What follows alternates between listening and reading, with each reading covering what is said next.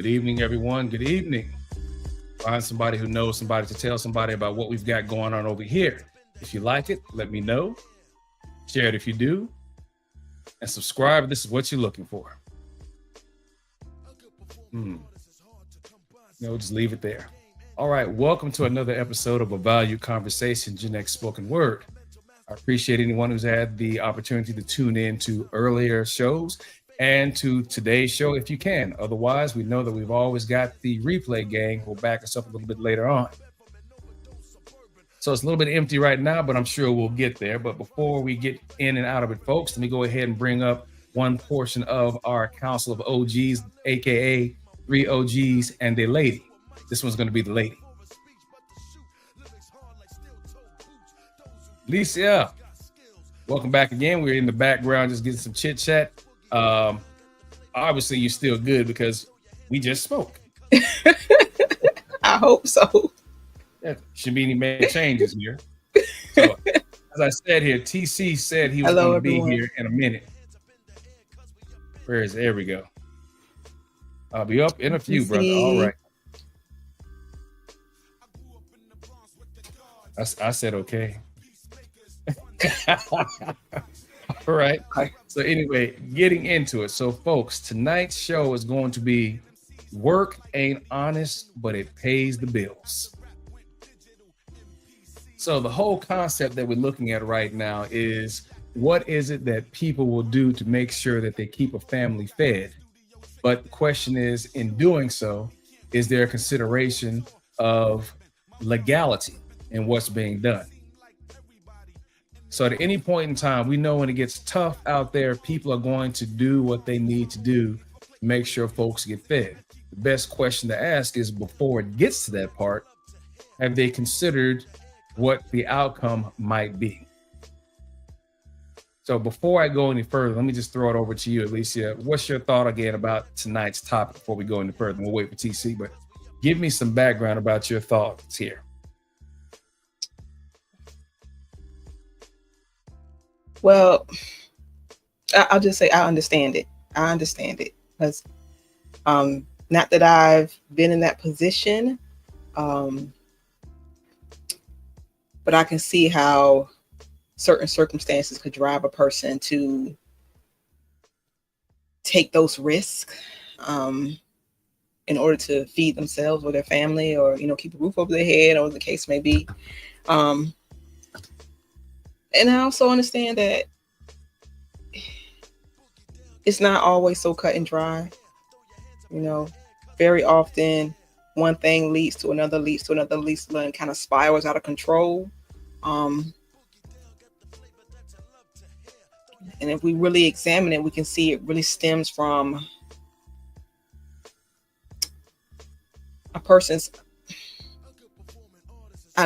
household, their upbringing, their childhood. Because very often we see it's like a generational thing where finances aren't managed well, or TC, being financially literate isn't common. Hey TC, how are you doing? I'm sitting there with Mrs. OG. She wants to listen. She wants to listen to the show. All right. Hey, Miss OG. Good evening, everybody. Hey, good evening, man. Yeah.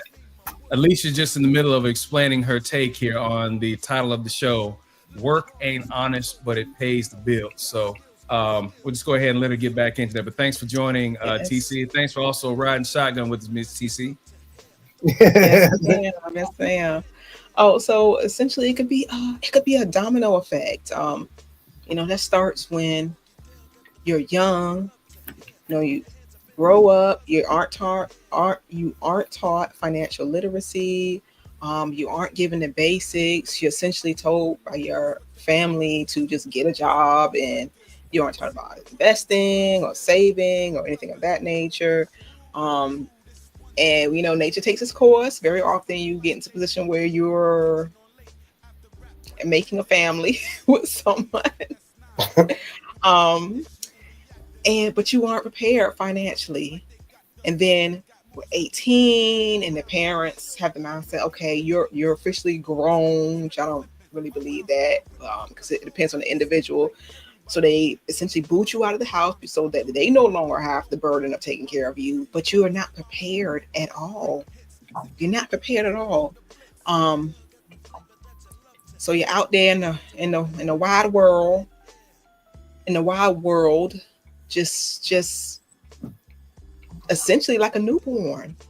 And with a family to take care of, ideally, you actually stuck around.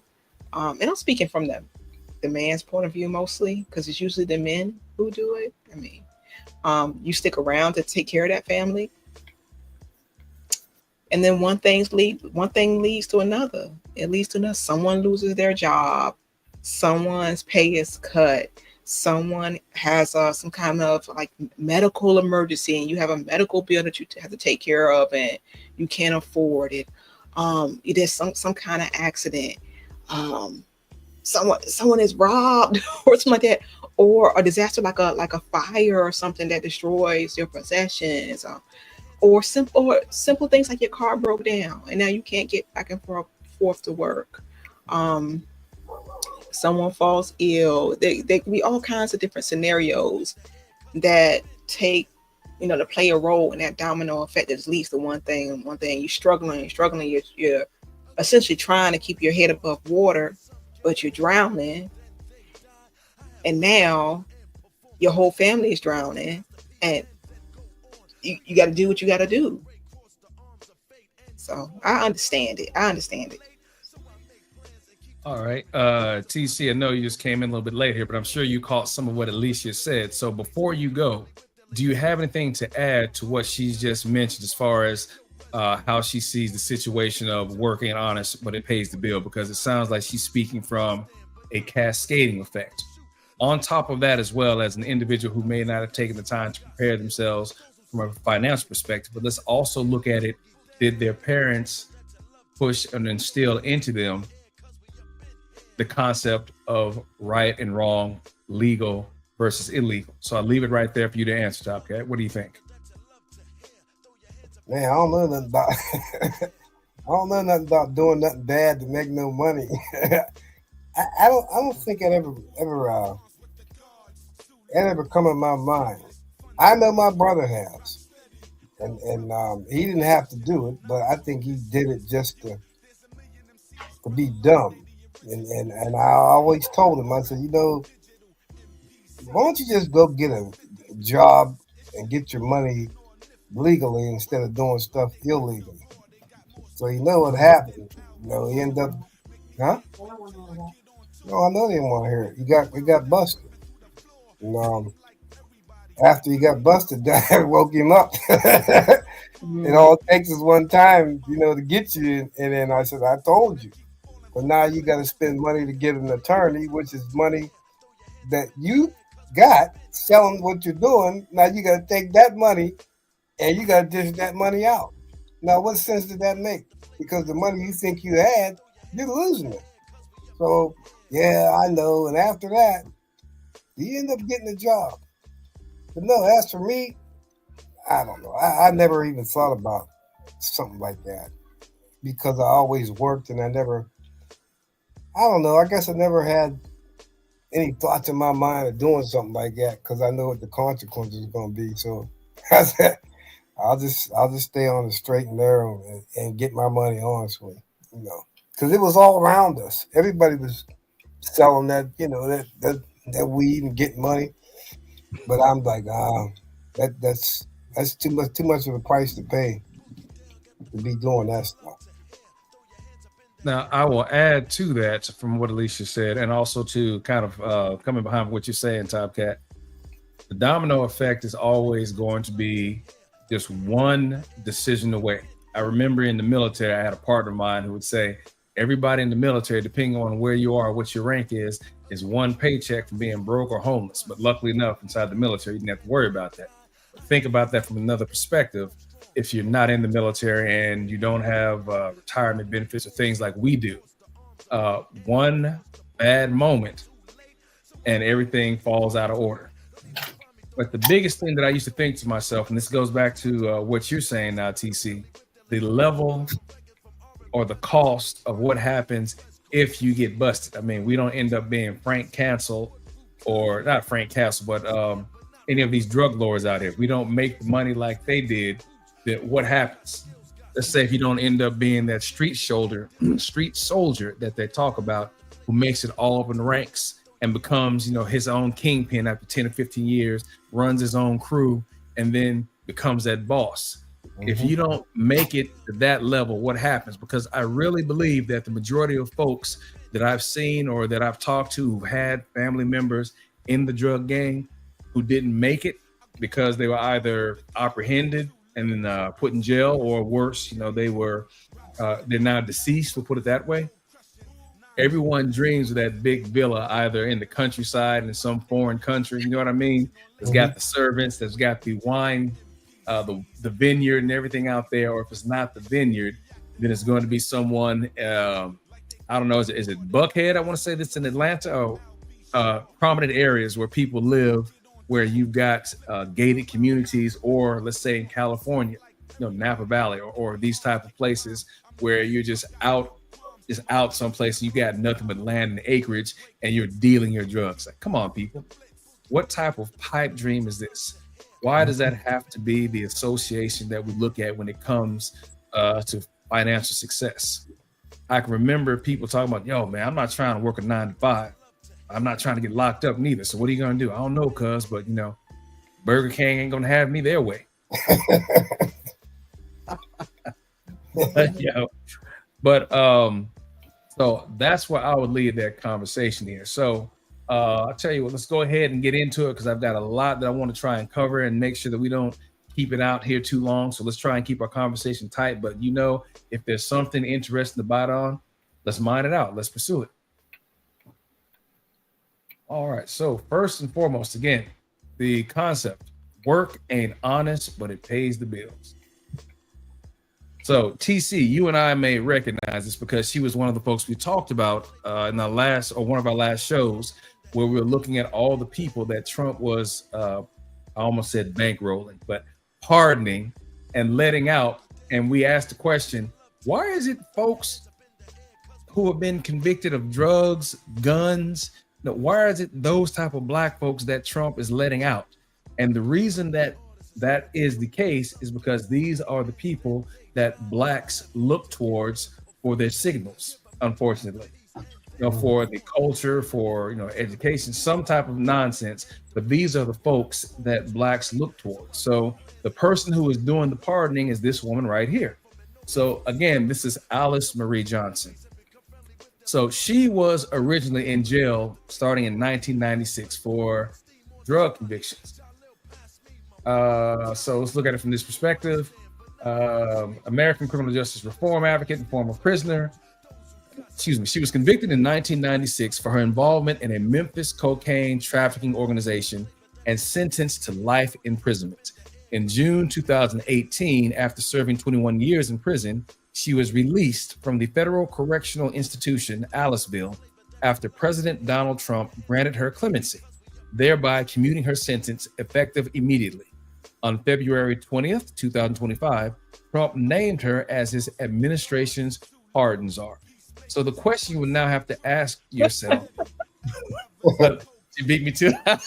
So you guys are already giggling, but what gives her the experience and the exposure for being a pardon czar, or who is going to determine that? Because the only experience that she had was that she was busted from being a part of a drug ring. Oh, hey, what's going on, Marcus? Marcus. Hey, Marcus. What is going on, man? Hey, I think Fatty is still going on his show, right? Yeah, he's still live. Okay. I meant to get over there. I didn't get a chance to because I started setting up and I thought, hell, let me just go ahead. I'll catch the replay. But yeah, thanks again for jumping in, Marcus. Appreciate that, man. Feel free, Marcus, also to give us a few questions on your thoughts and processes, man. You don't have to sit silent and hype us up. By all means, jump in if you could. So again, the thing here that makes her Trump's pardon czar is, number one, she's black. Number two, Trump seems to think that he's one of us now because he's a criminal. And number three, she being black will be able to be some type of tie that binds for the Black community. Hmm. I mean, honestly, what in the world makes her qualified to be a pardon czar? She's got no background with working with people per se. Who came up with that?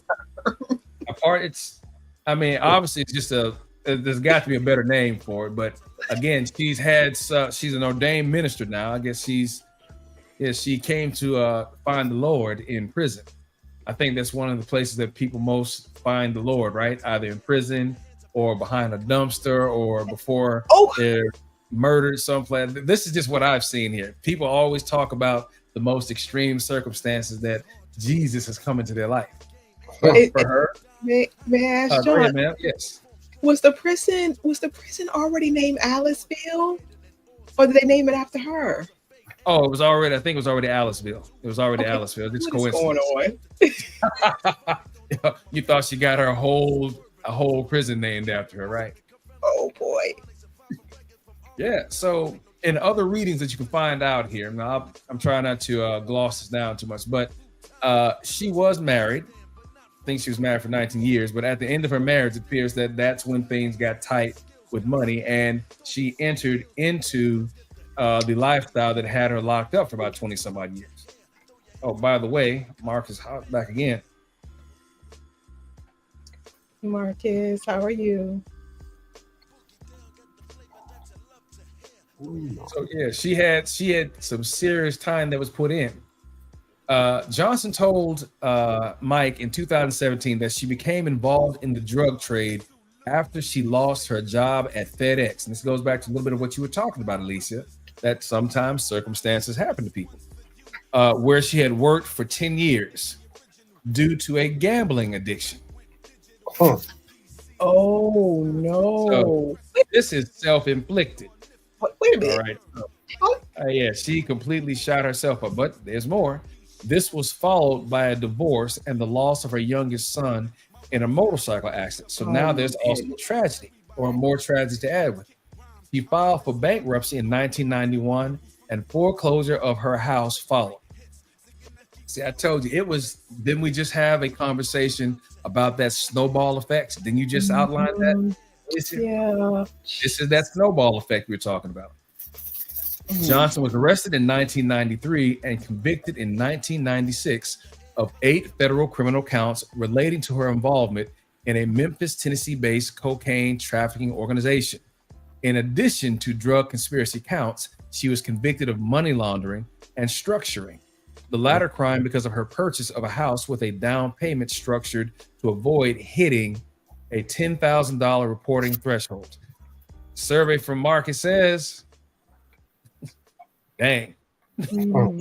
Yeah. Yeah, man. Gross. So she had put herself in the vice grips right from the beginning. So I don't know if all that can be put on her or attributed, but still, it goes back to what we were just discussing previously about parents instilling some type of financial discipline. But let's stop and think about this. She was born in 1955. So therefore, what type of financial conversations were Blacks having with their children? Back in that time frame, Blacks were trying to stay alive when they walked out the front of the door of the house and tried to make it back to the house. Am I wrong, TC? You're right about that. Black folks are just trying to stay alive, much less having conversations about financial responsibility and some type of wealth, but understandable. Woo. The Memphis operation involved over a dozen individuals. The indictment, which named 16 defendants, described her as a leader in a multi-million-dollar cocaine ring and detailed dozens of drug transactions and deliveries. All right, so let's time out. So let's just pause right there. So we just saw a bit of her background, right? Oh, I'm sorry, Marcus. I forgot he made another comment here. Yeah, we were on survival. Yes, we were on survival mode back then. So again, she was born in 1955. By the time she was divorced from her husband and she was sentenced to jail, she had 5 children. She was a single mother. Now, she had her first child when she was a sophomore in high school. So she just did not have a story that started out well. Now, this is not to say that women can't rise to the top in criminality. That's not what I'm saying right now, but I'm listening to what I've read, and you guys have seen it as well. And then all of a sudden, we look at the things that she's in trouble for. How in the hell does she become the head of a multi-million-dollar cocaine ring? Is it me, or does anyone else find something odd about that? I'm like, where do you even make those connections with those type of people? But then you said that she had a gambling problem. Maybe there was a link there with the gambling. Maybe she was trying to pay off her gambling debt. And I could definitely see after the loss of her son, maybe she just didn't care anymore. That would play a part in that, because when you start in some situations where you have one domino fall, it doesn't take too long where the other ones will follow. So again, she lost her job, death of a son. Now she had a gambling addiction. So how is she going to pay off her bills? Ding, ding, ding, ding, ding. You got that trifecta already. That in and of itself put her in that pathway that she starts spiraling down. At least that's from the perspective that I see from what we're reading right now. All right, so evidence presented at trial showed that the Memphis operation was connected to Colombian drug dealers based in Texas. Man, she was sentenced to life imprisonment without parole in 1997. At the sentencing hearing, U.S. District Judge Julia Gibbons said that Johnson was the quintessential entrepreneur in an operation that dealt in 2,000 to 3,000 kilograms of cocaine with a very significant impact on the community. Co-defendants Curtis McDonald and Jerlene McNeil were sentenced to life and 19 years in federal prison respectively. How the hell are you going to get life and then 19 years behind it? That's just mean. Life for drugs? You're going to give me, well, you have to think about distribution. I think from what I recall hearing, if you've only got a certain amounts that's under, I don't know, let's say like 2 grams. I'm just throwing this in here right now. Let's say anything above 2 grams, that means you're trying to sell it. But anything 2 grams and below, again, this is just me throwing numbers out there. This means that you're just simply trying to use it for yourself without the intent to sell. So they normally bust people up if they have more than a particular amount, because the intent, or what's believed to be the intent, is that they're trying to sell it. But what they were doing was also busting people with drugs in their possession. Even though they may not have been trying to sell it, you still had drugs anyway. Even then, I'm just, no, there's no go with drugs. And I only say that because I had Johnny Law in the house when I grew up, which was my father. Yeah, James Lee, he didn't do that. He was a security policeman. My father was a cop. So I've been a part of law enforcement from at least law enforcement family since I was born. So there's certain things that there are no conversation to be had about. You didn't hang around with people who did drugs. You did not mess with drugs, and you damn sure didn't sell it, much less bring it into the house. Now, yeah, we did not do that in his household. Yeah, I was never interested. I guess I saw people around me, involved in it, and it just wasn't appealing. I'm like, that's not cute. You look horrible. I mean, you smell bad. I mean, that's just. And you lose your teethuses. Right. And you make decisions, like you see them hooking up with certain people, like, ew, they're dirty. Like, it's just. That crack pipe. Yeah. Or whatever they were doing, it was never appealing to me. Never appealing. And then I have this thing with smell. So like growing up, like cigarettes and things like that, even like car gasoline just made me feel sick. Mm-hmm. And so it was never appealing to me. I stayed away from it. Yeah, people always thought I was on something because I'm always so happy. But I'm like, really, I don't do anything. I've never done anything.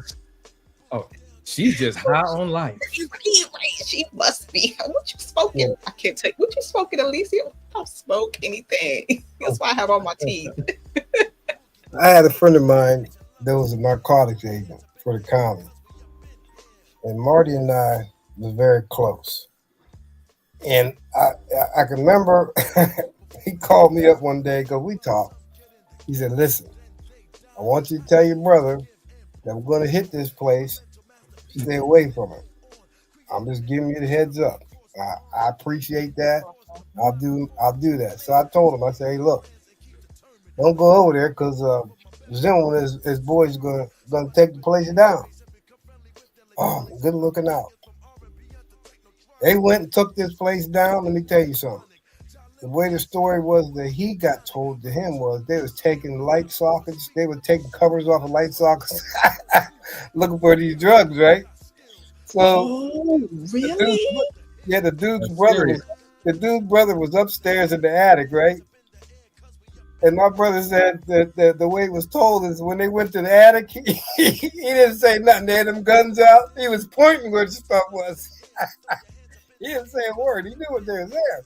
He said, I want everybody to get on the floor, had the guns out, pointed to your head, you move, I'll keep, I'll alive you. Now, where's the stuff at? He pointed where it was. Ooh, Mr. Officer, the drugs are over there in the corner. There's some in the wall. Oh, there's some in the ceiling. I would have called you earlier, but my battery was dead. That's exactly what he said. And I mean to tell you, every one of them went down. They all went down.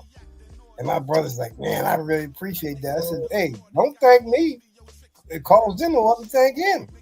Yeah. Oh, I don't want to do that. I'm like, no, man, you better thank the dude because he didn't have to do that.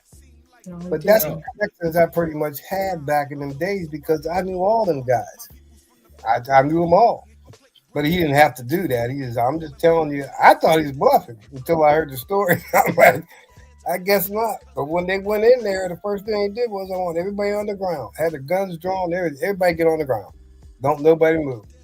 And they went through that place, and he told me they were taking the covers off the light socket. That's how it was back then. And the dude served a lot of time behind that.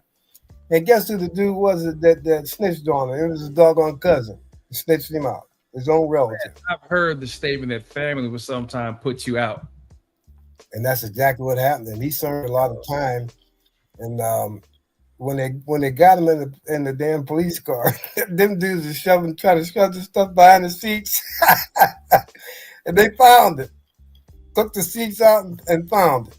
Stubbed up behind the back seat, trying to get rid of it. They didn't want nothing on them. How dumb can you be? If they're taking you out of there, and I don't know why he didn't search them. I would think that he would have searched them, but the way he told them, they had it in the seats, but it didn't do no good. But yeah, I had a lot of connections back then with a lot of cops. I want to keep myself safe, so anybody, I was not having all that. Well, let's put it this way. I know that you're a parent, Alicia, and with Top Cat, you've already done your deal that you raised, and then you're down to grandparents, being the grandparent status now. The thing I look at from the standpoint, when you start dealing with the aspect of drugs and your kids being around it, I would assume or presume it starts from home. Now, I can't speak from the perspective of raising kids. I can only speak from the perspective of having been one and knowing what was prevalent and taught to us when I was growing up. I think on a couple of shows we discussed, TCU and I think Alicia may have been in the chat, we talked about how it was growing up for us. Now I'm sure it was different for you because you're talking about when they called pot reefer or Mary Jane. So you know that you're going way back. Whereas for me, it was marijuana or Mary Jane or pot, something along those lines. But we had programs. Again, we had DARE. We had McGruff, who was part of that. These are the things that we looked at. But the question is for the kids who did not grow up in that environment and who turned to dealing, selling, and using, what came from the parents? Was there anything from the parents to say, you don't need to be in this? Turn away from this. Don't be a part of this. Because many times when I look back, even when I used to go home and stay for a summer or so when my father was away on duty somewhere, everybody always knows who it is selling the drugs in the community. Everybody knows. And if they're not the only one selling it, then there's a group of them who know each other who are selling it. So the next question comes, why aren't the parents more involved to prevent this? Let's answer this one question, and I'll have you both go a minute apiece, then we'll get on to the next tab here. Alicia, What importance should the parents play in prohibiting drug use from their children? One, the parent has to be there. That's the first one. They have to be there. They have to be present. Um, they have to expose the kids to different circumstances, consequences and whatnot. Granted, I was really little, but my grandmother was really involved, and she would drive us around. Oh, it was a trip. She would drive us around. She'd say, see, baby, they on that stuff. And again, it didn't look appealing because you know what they look like or the corner. It didn't look appealing. Just being there. That's number one. Being there. The parent themselves not being a hypocrite. You know, they can't really child isn't gonna listen to anything they say if the parent is sneaking off and doing whatever they doing. The kids know. They know. And very often and the kids get drugs or whatever from the parents. You know, sneak whatever out from out the purse or wherever they hide it. Somebody's got to pay the bills. Being responsible adult yourself. 10 more seconds at least. Oh, and just listening to the kids' opinion about different scenarios and usage and whatnot. I agree. Boom. Top Cat. You have anything that you want to add to what Alicia said about the parent being an important part in this, even though the bills have got to get paid? So let me get it. We'll go. She got a minute and a half, so let's do a minute and a half for you also, man. Go ahead. No, that's for my son. He already knew what the deal was. I didn't stand for that stuff. Now, when I was at home, it was different because we were all older. My mother knew what type of time people were on, and she let my brothers get away with that stuff, smoking in the house and all that. So I guess one day she got tired of it. My brother had, my mother would wash our clothes. My mother went through people's pockets. She started finding all this weed in my brother's pockets. She ended up flushing it down the toilet. And he couldn't figure out where it went. I thought I had something. And she told him, I don't mind you smoking it, as long as it's not in my house. I don't want it here. How many times I got to tell you? And I think for me, I never did that in my mother's house. Never, ever. With drinking, that's different. But as far as that, no. But we all knew that, what she was talking about. I mean, everybody knew that. But she was strict. She was very strict when it comes to that stuff. All right. Yeah. That's what you got to have. What was that, grandma or mama's hand? Yeah, my mother was a disciplinarian. That's what she was. She would find ways to get you back. And if she didn't send a message, my brother got the message when she took all his exotic fish and poured them in the toilet and flushed them.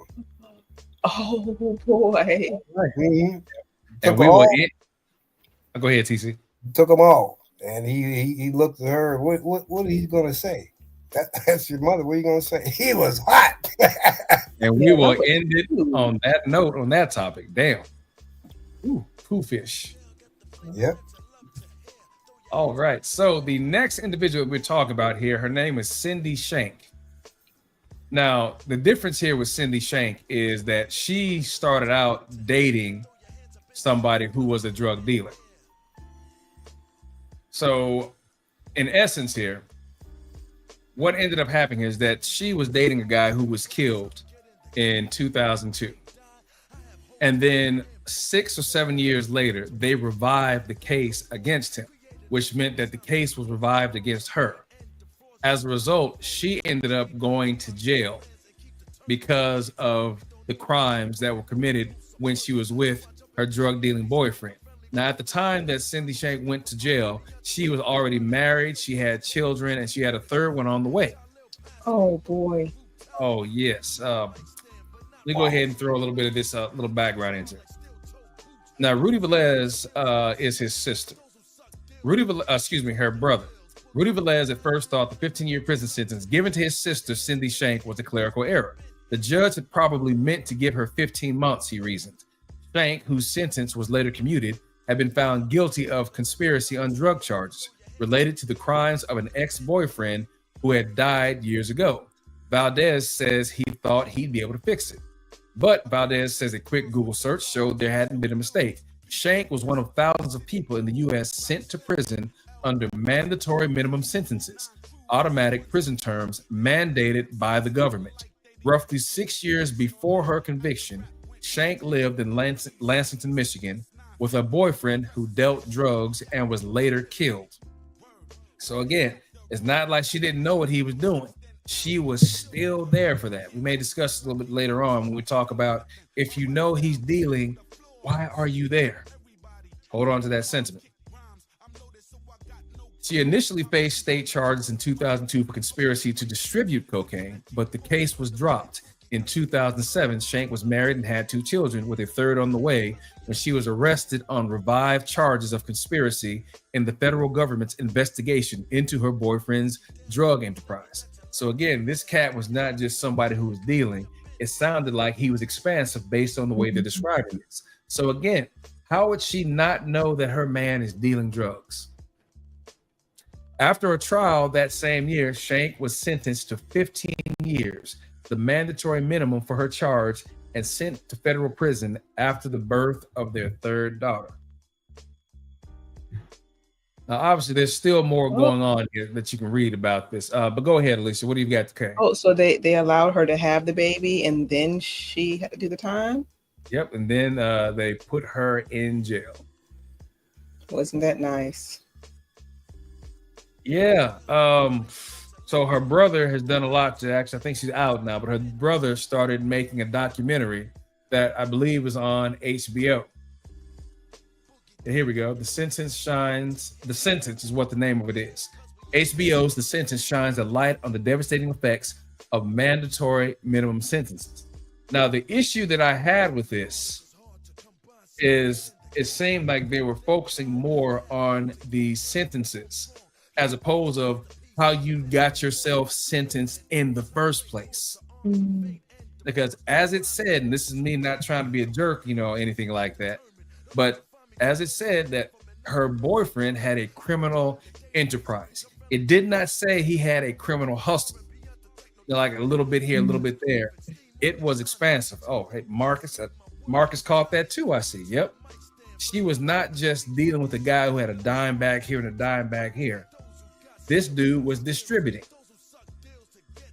So the question is, why will a woman stay with a dude like that if he is dealing with the possibility of either him or both of them going to jail? Because I have seen where the boyfriend before the last minute gets his paperwork and gets sent off.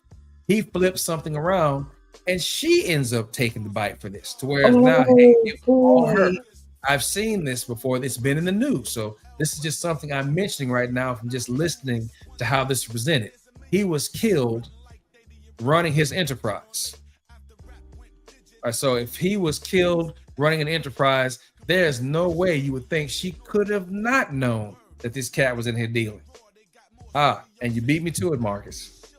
Because of lifestyle and money, you'll find some women who will not say anything.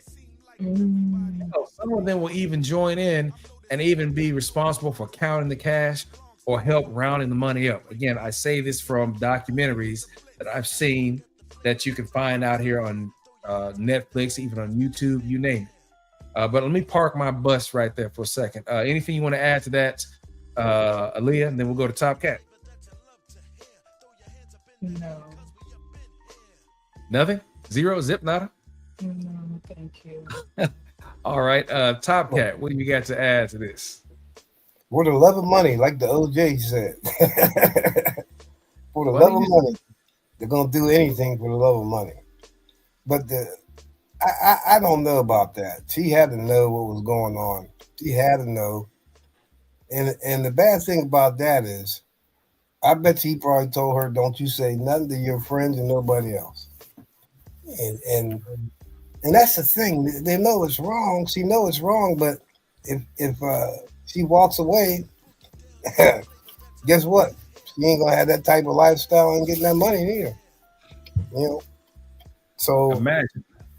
yeah, and we wonder why things are the way they are today. Why things got to be, people got to be so materialistic. You know, Mm. it's all about the money. You know, when the money runs out and the spending in, they ain't around no more. That's crazy. What happens at times is we have to think, if I came from a background where there was no money, now I'm someplace where there is money. Am I really going to spend my time worried about, okay, so he deals a couple of dime bags and wow, there's a room full of this white powder in packages.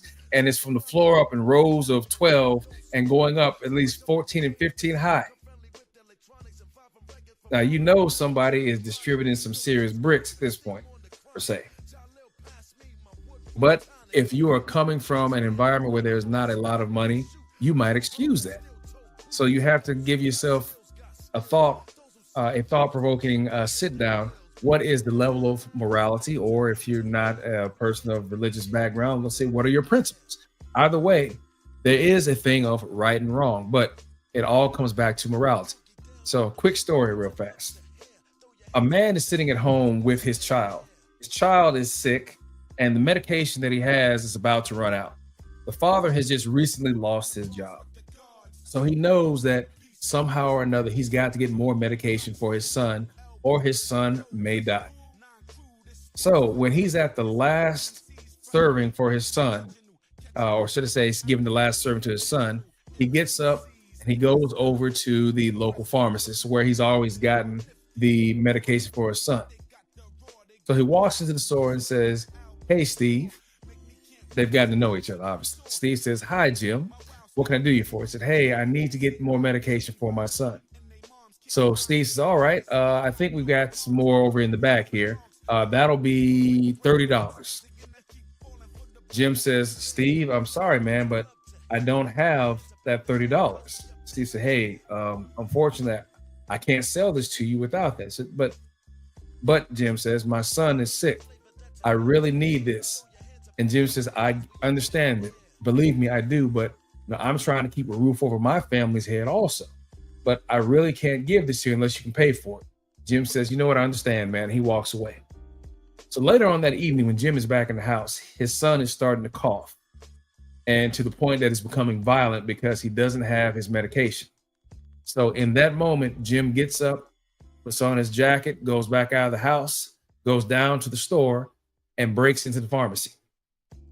He goes in to where he knows the medication is because he's seen Steve get it multiple times, takes what he needs, doesn't disturb anything else but the medication, goes back to the house and administers it to his son. A few hours later, the police come knocking on his door and they ask for Jim. Jim says, "I know why you're here." He walks out without any type of issue.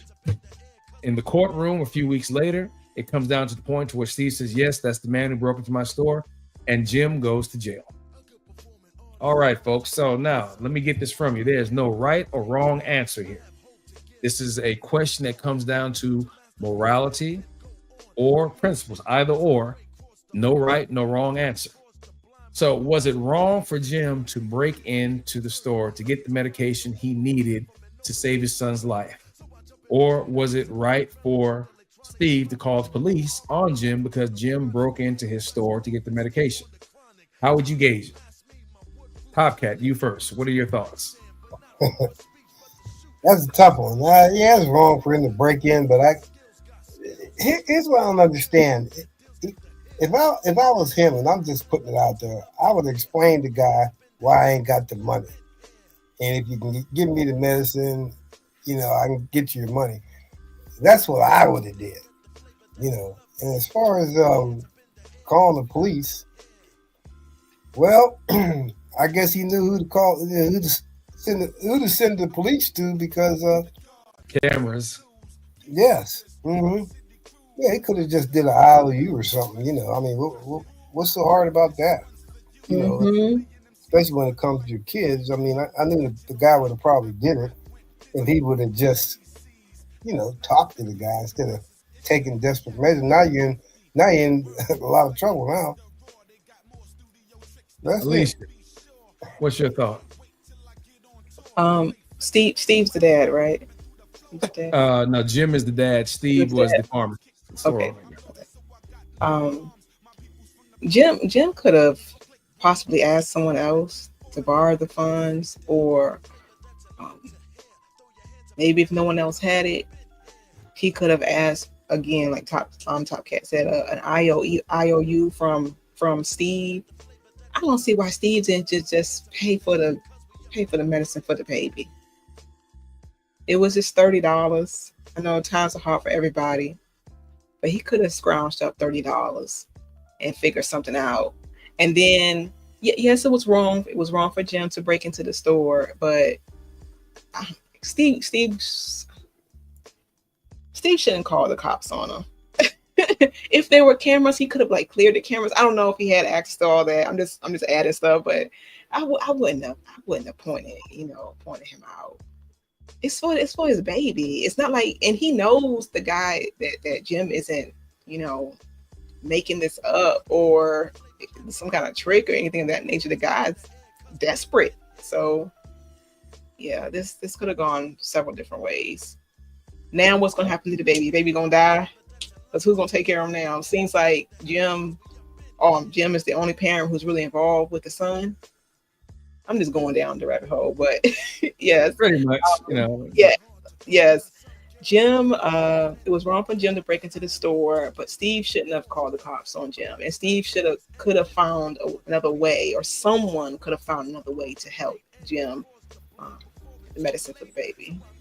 Now think about this. Now I realize that the answer you guys are giving is because you are parents. And that's one of the things I remember when I heard this in my undergrad sociology class, about 20 years ago, something along those lines.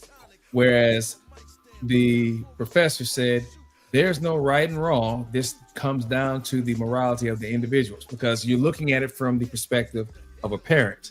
Now, imagine if you are not only the parent, but this is the livelihood to keep a roof over your heads if you are Steve. Now, I'm looking at it from a perspective of both Steve and Jim. Now, I can't really make a statement that says, oh, here's Marcus saying, by the way, I'm not a parent yet. Neither am I, and probably won't at my age. But nonetheless, if you look at it now, let's flip it. Or if you can't, let's say I'm Steve's representative. All right, work isn't honest, but it pays the bill. But Steve's got an honest job. Jim is not a dishonest person, but he needed to pay the bill. So therefore, he had to resort to something illegal in order to make sure he took care of his child. Now, being that Steve is trying to do what he believes is right and be an honest role model for his kids, as well as doing honest business, he is not doing anything that would be considered illegal, at least in this scenario. He's a guy who gets up, kisses his kids before he leaves to work, hands out the prescribed drugs as is, and he goes home. Somebody broke into his store. Even though he knows this guy, if he has people who are breaking into his store, or if he is giving medication away, does that not affect his bottom line? I mean, let's just look at it from that perspective, because it's not wrong. We can say yes. I'll go ahead and say it if nobody else will. Yes, it will affect his bottom line if he does not have anyone paying for his product. But at the same time, at level of morality, the question is asked, could he have found another way to work it out? The question is yes, but that was not this scenario. In another scenario, you could have looked at that, but then again, that would have been more appealing to both you and Top Cat. Alicia, let me know if I'm wrong for looking at it. But if you look at that from that perspective, hey, we're getting there. Let's go for 5, right? But if we're looking at that, folks, thanks, Marcus. If we're looking at this, folks, Steve is trying to make money to keep his folks from being broke out and him being financially destitute. So now, again, there's no right, there's no wrong answer, but it's a level of principles of morality. Yes, Jim committed a crime, but we say it was for the right reason. However, even though it's for the right reason, it was still wrong when he did it because he deprived somebody else. So in the end, who's right, who's wrong, it's just going to depend upon your level of morality. Last words before we move on, anyone? Yes, the tables could have easily been turned. Steve could have easily been Jim in that situation. Yes, he could have. That's all I say. That's all I say. All right. So moving on here. So I was talking to Alicia earlier about this particular one, Top Cat, and this was dealing with attitudes toward and sexual partnerships with drug dealers among young adult African American females in socially disorganized communities. This was another document from the National Institute of Health. This is one of many. Now, this was not the most recent. Oh, yeah. Speak on the good answers for everyone thus far. Got to mention that. Thanks for staying in here, Marcus. So this is not the only thing that's out there, but this was all I could find, being that it's about maybe 13 years old. Now, we know the information is going to be different, but we'll look at this as being a baseline, because I think what I may want to do is come back to this at some point in time. But at least let's have the conversation right now to discuss what it is that we see about the appeal that guys who deal drugs have with certain women in their neighborhoods. Now, obviously, we know this is not going to be all women. We're not talking about Black, white, Hispanic, Asian. No, I'm focusing on just this sitting right now. We're looking at Black males who deal and the Black females who have relationships with them. Now, ideally here, well, let me just read some of this. We'll just do it that way. Drug markets in disadvantaged African-American neighborhoods have altered social and sexual norms, as well as sexual networks, which impact an individual's risk of contracting a sexually transmitted infection. Presently, we describe the prevalence of sexual partnerships with males involved with illegal drugs among a sample of non-drug dependent females. In 2010, now again, as I said before, this is an old article that seemed to always keep popping up when I was doing a search. So again, this is not going to be the one and only. This is the tried and true fact, because there's been more data that's there. I just need to find the place where I can find that. But in the interim, this is just something to work from. Yes, coming back on it. We've been talking about this in this space for years, but this topic is important. Now, one thing, yes, Marcus, one thing I will say is that I've seen the conversation being had, but no one is really giving an answer as far as how to work it out. We know what the answer is. You tell on that damn drug dealer. Right. That is the answer. But we can't get anyone to do that, so we keep having this damn conversation in our neighborhoods, in our spaces, because we will not say, officer, officer, it's him. Nobody will do that, because snitches get stitches. I ain't no snitch. Let me stop. Let me get off that one. That could take a minute. Anyway, in 2010, 120 Black females aged 18 to 30 years completed a semi-structured HIV risk interview. Descriptive statistics revealed approximately 80% of females perceived neighborhood drug activity as a major problem. 58% had sex with a male drug dealer. 48% reported sex with a male incarcerated for selling drugs, and 56% believe drug dealers have the most sexual partners. Our results suggest sexual partnerships with males involved in the distribution of drugs are prevalent. Oh yeah. And again, this is about 12 or 13 years ago when this study came out.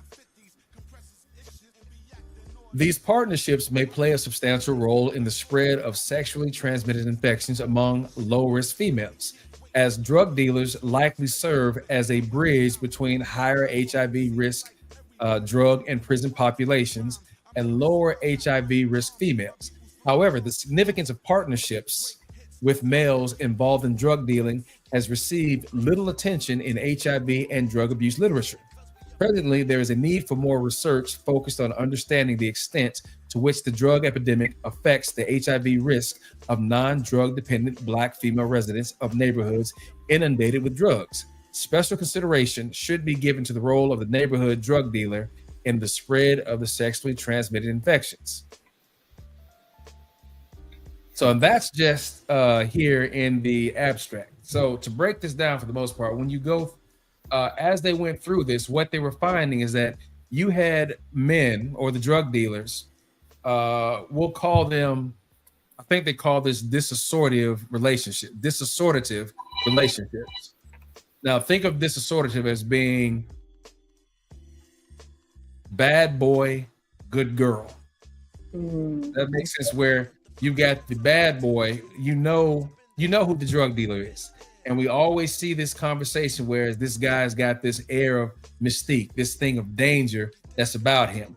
And on every movie or every TV drama, whatever, there's the good girl who's like, ooh, oh look, that's Tommy. Oh, that's Jaquan. Oh, girl, don't get near him. He's a drug dealer. Oh, I know, but there's something dangerous about him. And of course, what happens? She gets involved with this cat.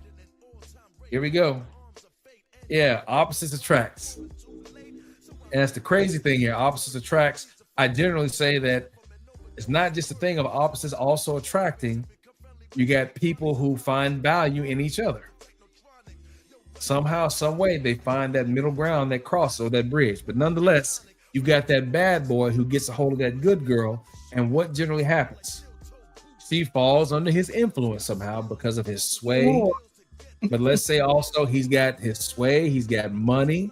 All right, he also has status in the neighborhood. Like, oh wow, Camille got hold of Jaquan or something like that. Now they're dating. But what she doesn't know is that maybe a couple of blocks over, there's some other girl he's been with. Now let's say that he's over there getting it raw. Okay, now we're starting to have that conversation about how did this good girl attract this bad boy, and then she also became infected. So that neighborhood drug dealer is part of the conversation that we never get around to. Now, I'm not saying that her infection could not have been contracted someplace else. I'm not saying that he couldn't have gotten it from somebody he was sleeping with who was Miss Fast Tail out and about. But nonetheless, if you look at it from this scenario that's being presented in this study, they're looking at the local drug dealer being the person that is doing a portion of the infection. That's one aspect of the study. At least that's what this study is about.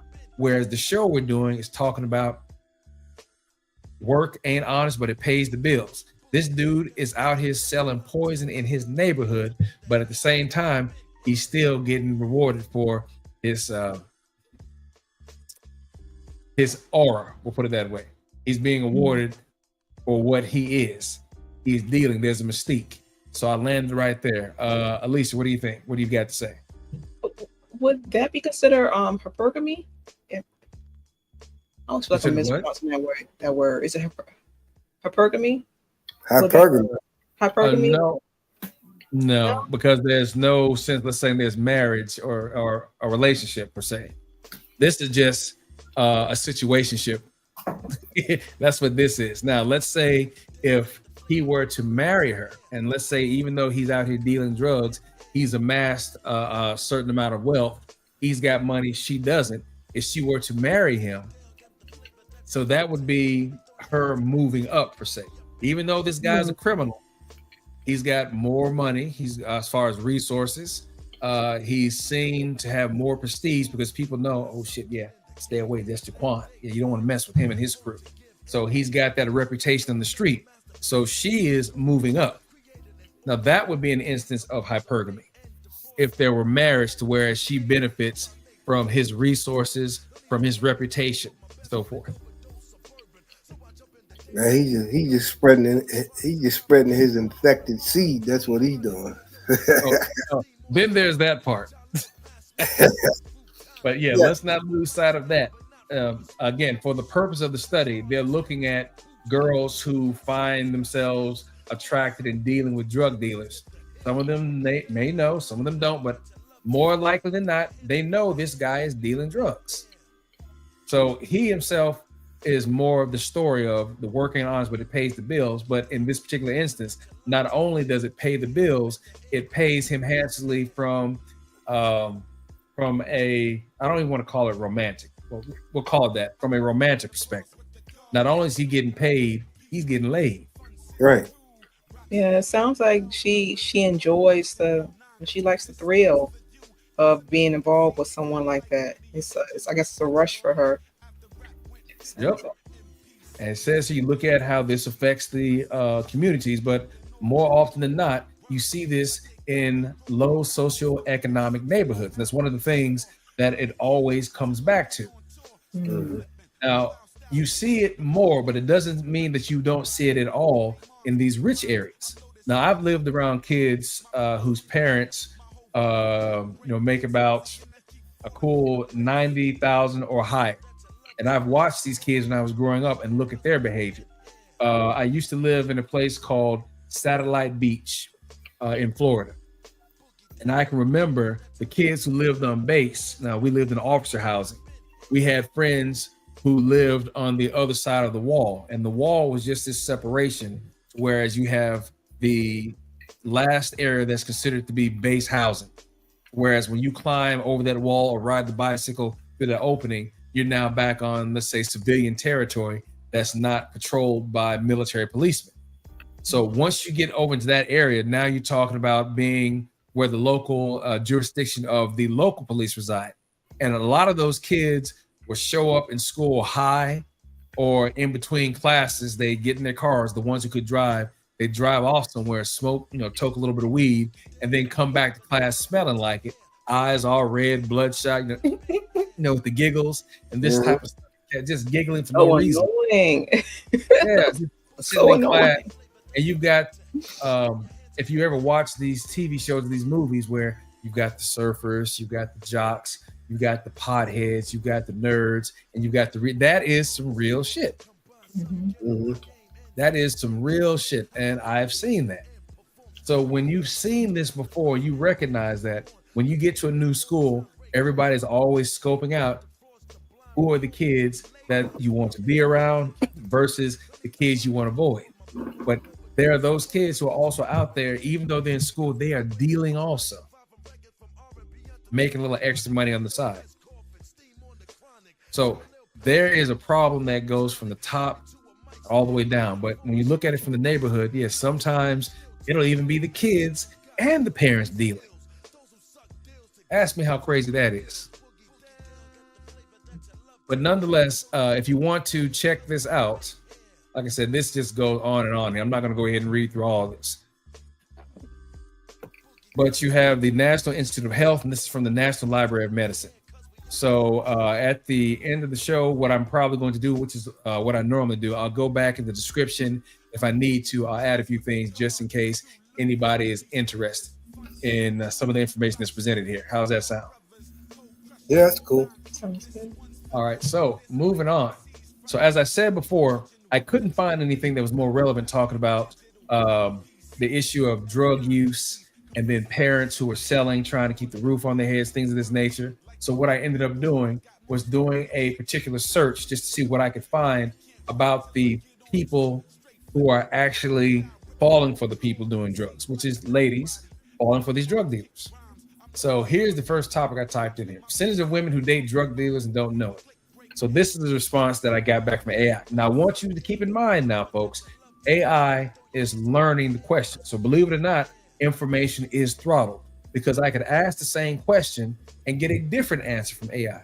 So I've seen this. So what I'm seeing now, and I'm sure I'm not the only one who's into research, is there's going to be a different answer that you may get for the same or for the one question, I should say, that you ask. You will sometimes get two different answers. But we'll go ahead and stick with what we've got right now. Studies indicate that a significant percentage of women, including white women, report having sexual partnerships with men involved in drug dealing. All right, so again, as I said before, I'm not nailing it down, looking at anybody else outside of Black. But if we do get the information, so be it.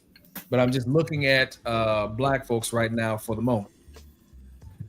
However, pinpointing the precise percentage of white women who knowingly date drug dealers is complex due to various factors.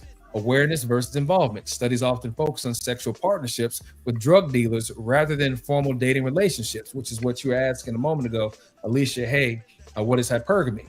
Well, again, hypergamy is going to be something that's going to be based on a relationship that ends in marriage. Otherwise, it's just a situationship or an entanglement.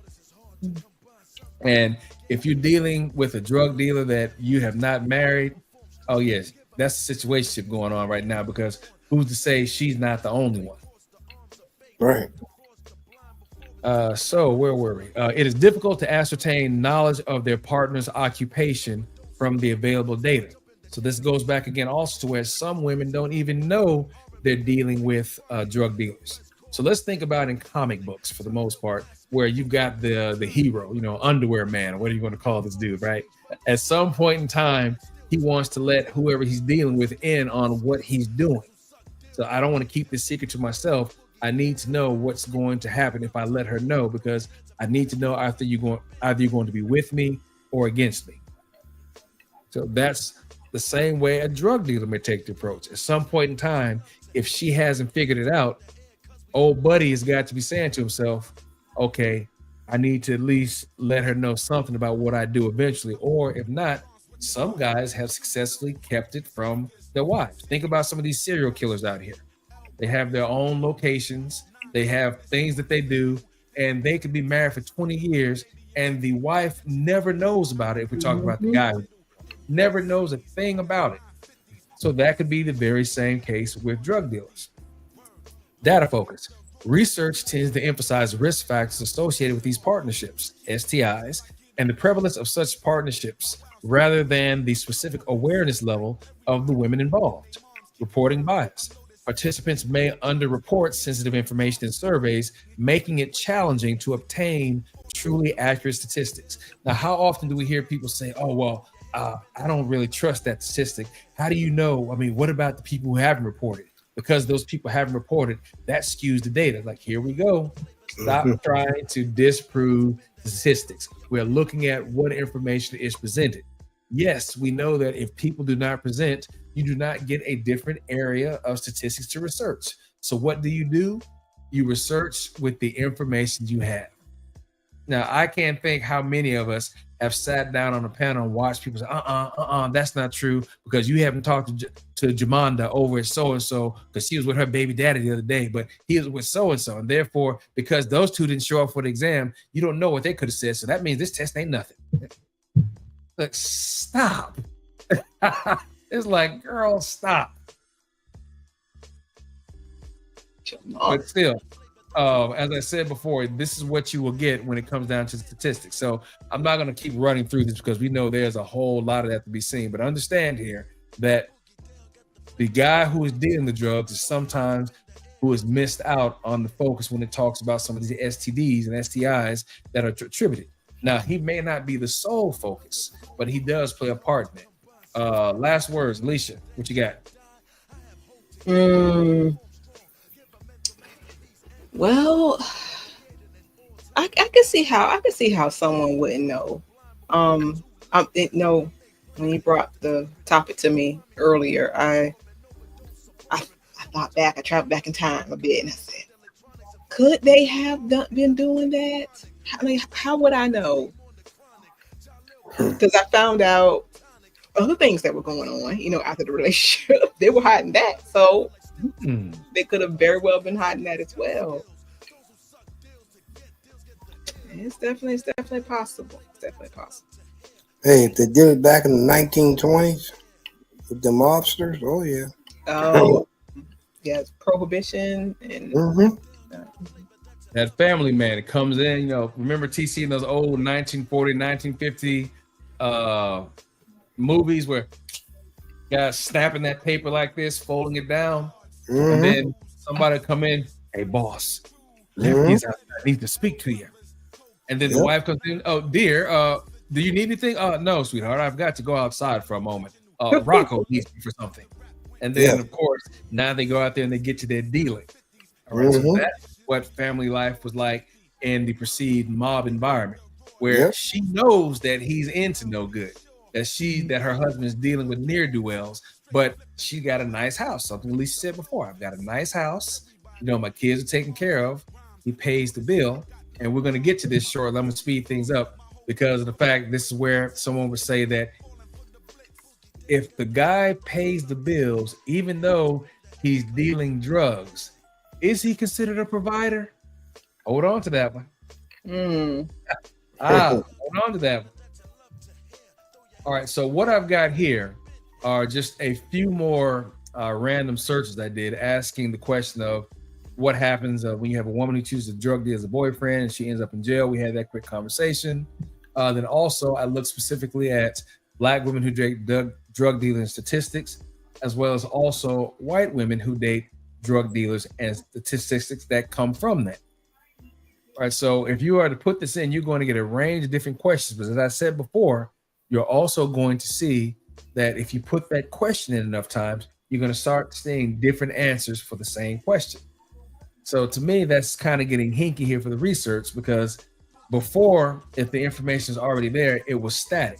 But now that you have AI getting involved, AI is trying to find different ways to phrase it, which means that you may lose the meaning originally. So just think about that as you guys are doing your studies here, or again, if you're doing some follow-up. All right, so that takes care of the first part here. But as I said before, what I'll do is take these questions, or at least these searches, and I'll put them inside of the description, and you can follow up on those a little bit later if anyone is interested. And also, that's the same for anybody in the replay. All right, so let's take a quick 5 here and just unwind. And I've got some questions. Yeah, so now this is going to be the one here I'm going to put down on you. And we'll go back and just take a quick summary look, because I don't want to say it's going to be more of let's say, looking at the music and where you were. But I've got some songs that I've put together that look at this particular thing about working on what pays the bill, that stays with the topics. But we'll look at this as the break right now, just to unwind and get away from going to death by webpage. All right, so let's talk about who's more at fault for that lifestyle. We're going to be talking about, again, someone who is dealing drugs to keep the roof over everyone's head. So here's question number 1. When we're talking about who's more at fault for that lifestyle, is it him for engaging in it? So again, when talking about the lifestyle, whereas working honest, but it pays the bill, and daddy is drug dealing, who's at fault for that lifestyle for having to be lived? Is it him for engaging in it? So ladies first. At least if the question makes sense, go ahead and answer. If not, I'll try and rephrase it. So what do you think? Whose fault is it for a family having to deal with a drug dealer as a husband and a provider? That's his fault. You know, that was his decision. Again, I say often we're pushed to make those hard choices, but it's still a choice, you know, and that's what he chose. So he the man, he had to take responsibility for his choices. Yeah, right, definitely his fault. So even if these choices may end in incarceration, like poor Jim for breaking into Steve's store. Now, okay. So in this scenario, does the wife know? In this scenario, does the wife Ham would run back. Does the wife know?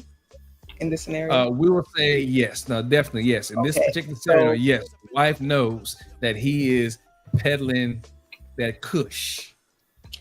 Well, together they need to figure a way out of it.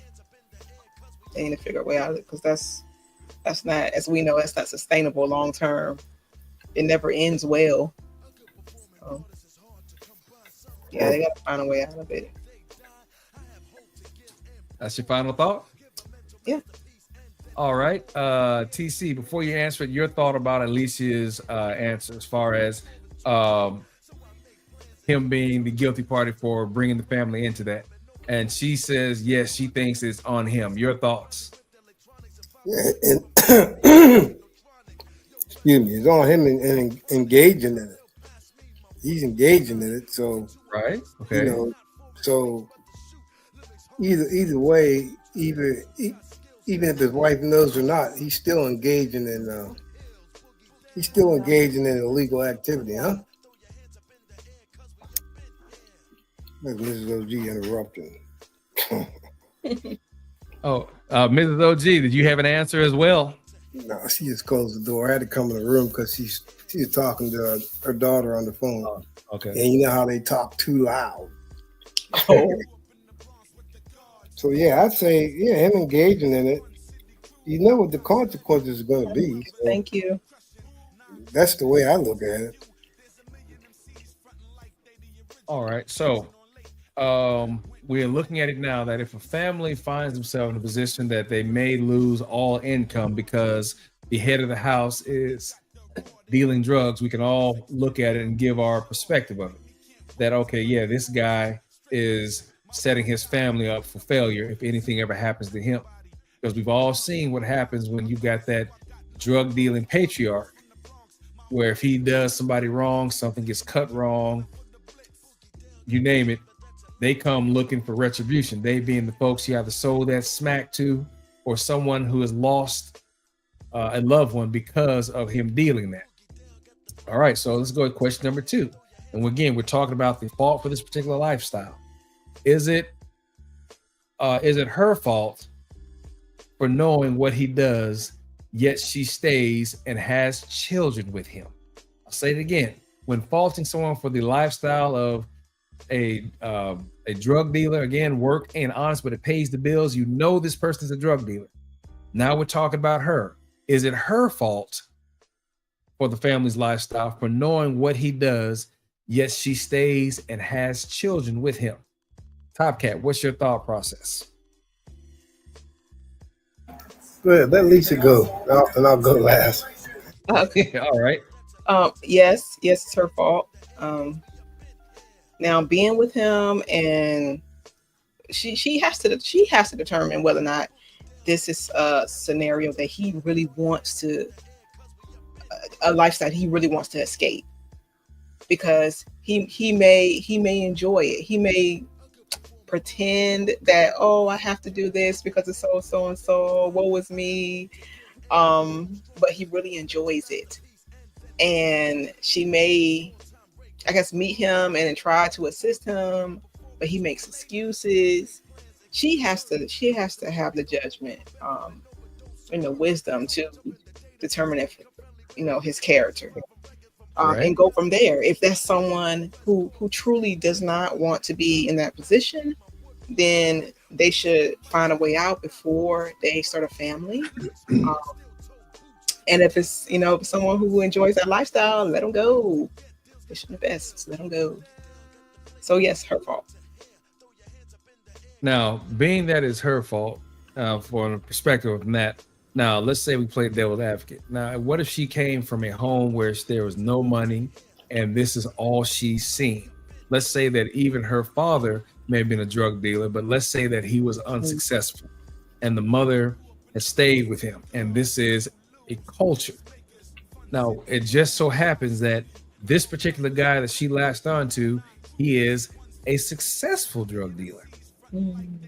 Now, from the outside of that, if this is all she knows, how would you present it if you were a person on the outside and you were seeing that this girl or this woman, let's say this is a friend of yours, and she is always talking about how her man makes sure the lights are on, kids always have good clothes, she never wants for anything, but she also knows that he is a drug dealer.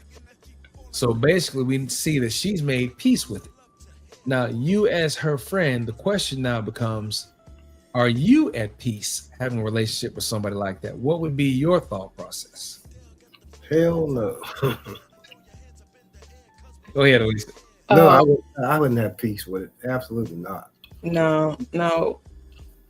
Well, me personally, I wouldn't be, if I knew, if I find out that my friend is engaged, like, that lifestyle, that wouldn't be my friend. Yeah, because the company make sure it breaks you. But I can understand, again, her upbringing. I can understand why she thinks or feels the way she feels, but it's still her fault because she's an adult and she has a choice. Yeah, I agree. Go ahead, TT. Yeah, I agree.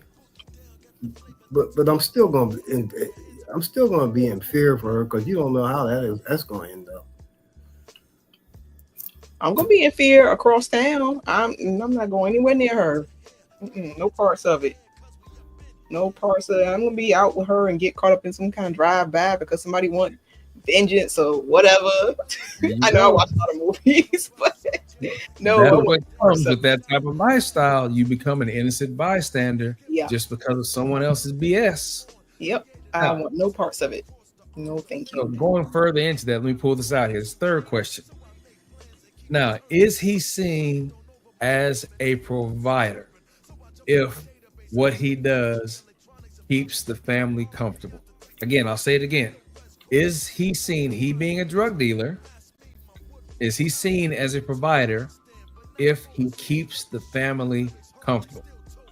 So we'll just go open right now. Whoever answers first. If you say yes, give an answer why. If you say no, give an answer why. Yes, he's still a provider. He's still a provider. He isn't a good provider, but he's still a provider. Listen to this. He's getting the job done.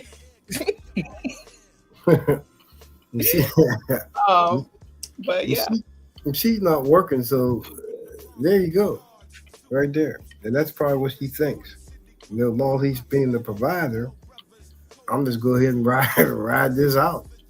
All right. So that being said, now, do either of you see this as being problematic? yeah, Absolutely. of course. Mhm. All right. So would you see it problematic to the point that you just, this ain't right. Oh, but look at that Lambo I got outside, or look at this coat I got, or look at this tool set or whatnot. Is it problematic to the point that you would say, honey, you really shouldn't be selling these drugs because something could happen to you, or you could get shot, or something could happen to me? Does anyone really see that as a problem? That depends on the character of the woman. I mean, if she's materialistic like that, then of course she's not going to see it as a problem. She's going to see it as a blessing. But yeah, I mean, for me, it's problematic. But I wouldn't engage with someone like that if I knew that's what they were doing anyway. I'm speaking for myself. But you gotta understand, she never had nothing, and when you start dressing like all of a sudden you got something, people gonna get suspicious. Where all this money coming from? You know, yeah, they're gonna get suspicious. Now all of a sudden he riding around Lamborghini. You're not working, so where's all this money coming from? Now let's think about this. Now, let me broaden this a little bit because we're thinking about the 2-bit guy on the corner. All right, so let me broaden this. I should have made this clear at the beginning. I'm talking about a guy that she met who already had money. He was already living this life. He was already driving expensive. He was already dressing nice, per se. And he happened to have taken a liking to him. Remember the studies that we just looked at that talked about the guy who was the drug dealer? Right. And that you have, I said, the dissortative lifestyle where you have the bad boy and the good girl. Mm-hmm. Bad boy with cash, good girl, no money, no prospects per se, but she meets a guy who is doing well and better than she's done in her life at home. She sees a different change. She's now dressing better, she's now eating better, she's now living better. Yep. And then at some point in time, she finds out that he deals drugs. So which you ask the question from that perspective. If you, TC, were the father, if you, Alicia, were the girl, look at it from those perspectives, how would you view it? Alicia, let's say this, Alicia, you're the mother. Yeah, you're the mother of a daughter who is dating a drug dealer. Let's look at it from that perspective. And TC, you are the father of a girl who married a drug dealer, and she's telling you, Daddy, Taquanze sells drugs. TC, what is going to be the first response from you when you find out that your daughter married a drug dealer and even you didn't know? I hate to say it, but I think you better find somebody else. That's a bad situation to be in. And I would break it down like that. Although you're my daughter and I can't make decisions for you, I'm just giving you a little information that you want to take in consideration because there's consequences behind that. And that's what I have to explain to her. You know. So what are we talking about as far as consequences? Well, if something happens to him, it could happen to you too, because you're like an accomplice, even though you ain't selling it. You're still, Boom. you're still tied to him. So if something happens to him, you're going down too. And that's the way I'd explain it. Now, if you want to continue on down that road, there's nothing I can't help you with that. So if you go to jail or something happens to you, don't say I didn't tell you, and I can't help you. Alicia, anything you want to add to that, please? Well, I would ask her when she, reveals to me. I mean, what is she going to do about it? And that's what I want to know. If you're just now finding out your husband sells drugs, what are you going to do about it? And I guess my answer would be, my response would be based off of her answer. If she says, she want to stay with him, like, okay, well, you're an adult, you're aware of the consequences, because I ain't raised no fool, but you need to understand that I don't associate with people like that. So I love you, you're my daughter, but y'all gotta stay across town. We can't associate with each other like. So I'm not getting caught up in that at all. I'm not getting caught up in it. I've known people women who've been with men who have spent time in prison because somebody found, authorities found stuff at the woman's place of residence, and they're not involved in it, but they're with this person, and that's not going to be me.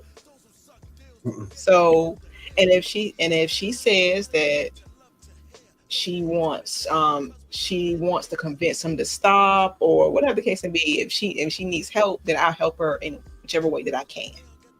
So it depends on her response to that question. What is she going to do about it? But then I got to remember now, as you said before, I didn't forget. I used to be an ex-drug dealer and didn't work out for me. So remember, we talked about that before. How the man was a drug dealer, but he didn't make it, so he had to get out. What reason did he have to get out? Who knows? He could have got locked up or something like that. Mm-hmm. So that would be something in my situation where I'd say, well, it didn't work out for me, and explain to her. It didn't work out for me. It's bad business to be into, and you get in a lot of trouble behind it. And that's the way I would lay it out like that. Good deal. Let them know that it didn't work out. Not everybody's going to be Tony Montana. Mm-hmm. Why anyone would want to, I don't know. But if that's the culture that you grow up in, then that's what you see. And then this is only going to be based on that scenario I gave. All right. So next question. Could he be considered a role model? Now, I want you to think of this first as a child in the home and then as someone outside of the home. But let's say if you grow up in the house and you see that from the age of, we'll say from the age of 5 up until 18, you never missed a meal. You've always had clothes every school year. Hell, when you graduated, your dad bought you a brand new car. All right, something along those lines. That would be it, male or female. If you have never seen what he does for a living, all you know is that somebody comes to the house, dad goes into his office, they have a conversation, he comes out and he disappears. He goes on business trips every now and then. But you are never hungry. You've always got good clothes, and everybody, for whatever reason, wants to know why is it that you're lucky enough to have a bodyguard. All right. So again, as the child, would you feel that this child sees his or her father as a role model? Hunting wisdom. What do you say? And the child does not know what the father does. Just to be clear. Yeah, of course they will see him as a role model. They're going to idolize him. That's only natural for kids. Yeah. Mm-hmm. I'd have to ask questions. Why I gotta have this guy taking me to school all the time? Why ain't you doing it? You got somebody. Yeah, it's at some point. At some point, the child is gonna start questioning. You know, why is the bodyguard there? Dad, what do you really do? And you know, and it could go either way. You know, once the child finds out, because they will find out, the child is either going to admire their father even more, or be disgusted by him. It depends on the child's character.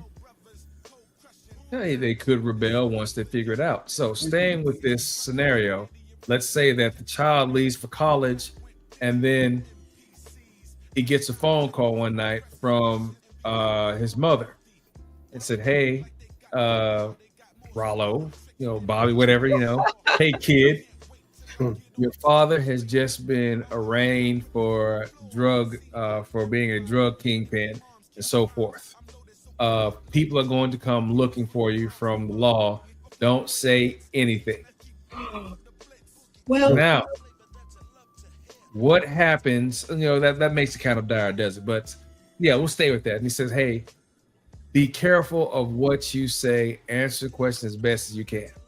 Now, all of a sudden, the child's perspective may change. All those summers where they go to camp, the vacations, everything like this is now being realized that it's because my father is a drug dealer. Now, this may be coming to realization because I've seen some studies where kids are like, I had no idea what my father did for a living until the cops showed up at our door. So now imagine cops showing up at your dorm room. You're this child, whereas you're being told and it's becoming aware to you that your father is a drug kingpin. Right, so now let's be someone, not the child now, but let's be somebody on the outside who was that family friend who knew what her friend was doing. So what do you say as someone who's watched your homegirl, whether it's a dude who grew up with her but she chose another dude, or your female friends who've been girlfriends and homies forever, and now your girl's getting busted and she's looking at jail time because, as you were just saying, TC, she's an accomplice. Yep. What's your thought on that? Lisa, you first. What's your thought on that when you see your girlfriend's husband's getting busted for drugs and now she's possibly going to jail because of the fact that she was there? She knew the consequences. What can you say? I mean, really, what can you say? She knew that could happen. I hope she has something stashed away or plans for when she got locked up. That's all. A dog in the backyard with a cage over $5 million for getting the win money, right? Something. TC, what you got? I'd take my money and disappear.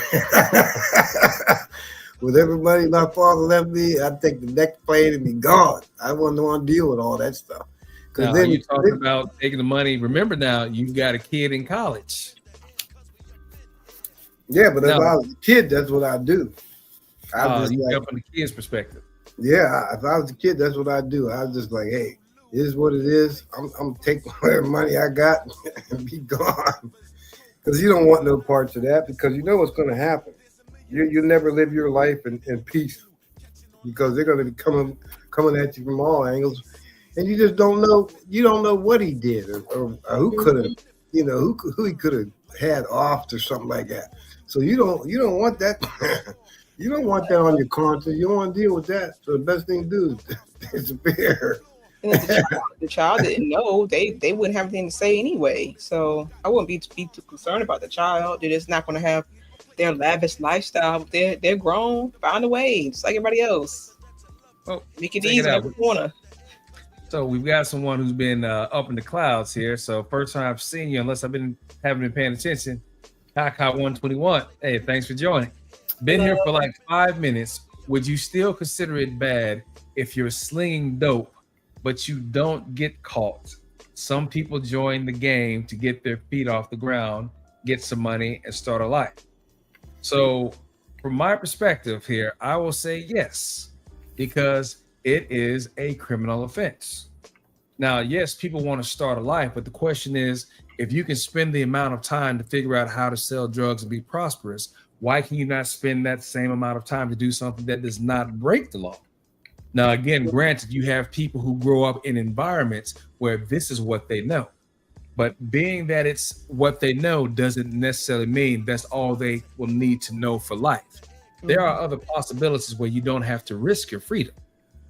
But in the end, we're all going to make a decision on how we want to earn our bread. And that's and people in those environments, they'll, that's the easiest option for them. It's the easiest, often the fastest option for them. Where in a lot of circumstances, you gotta learn a trade that takes time, and maybe they don't have the time because of whatever's going on.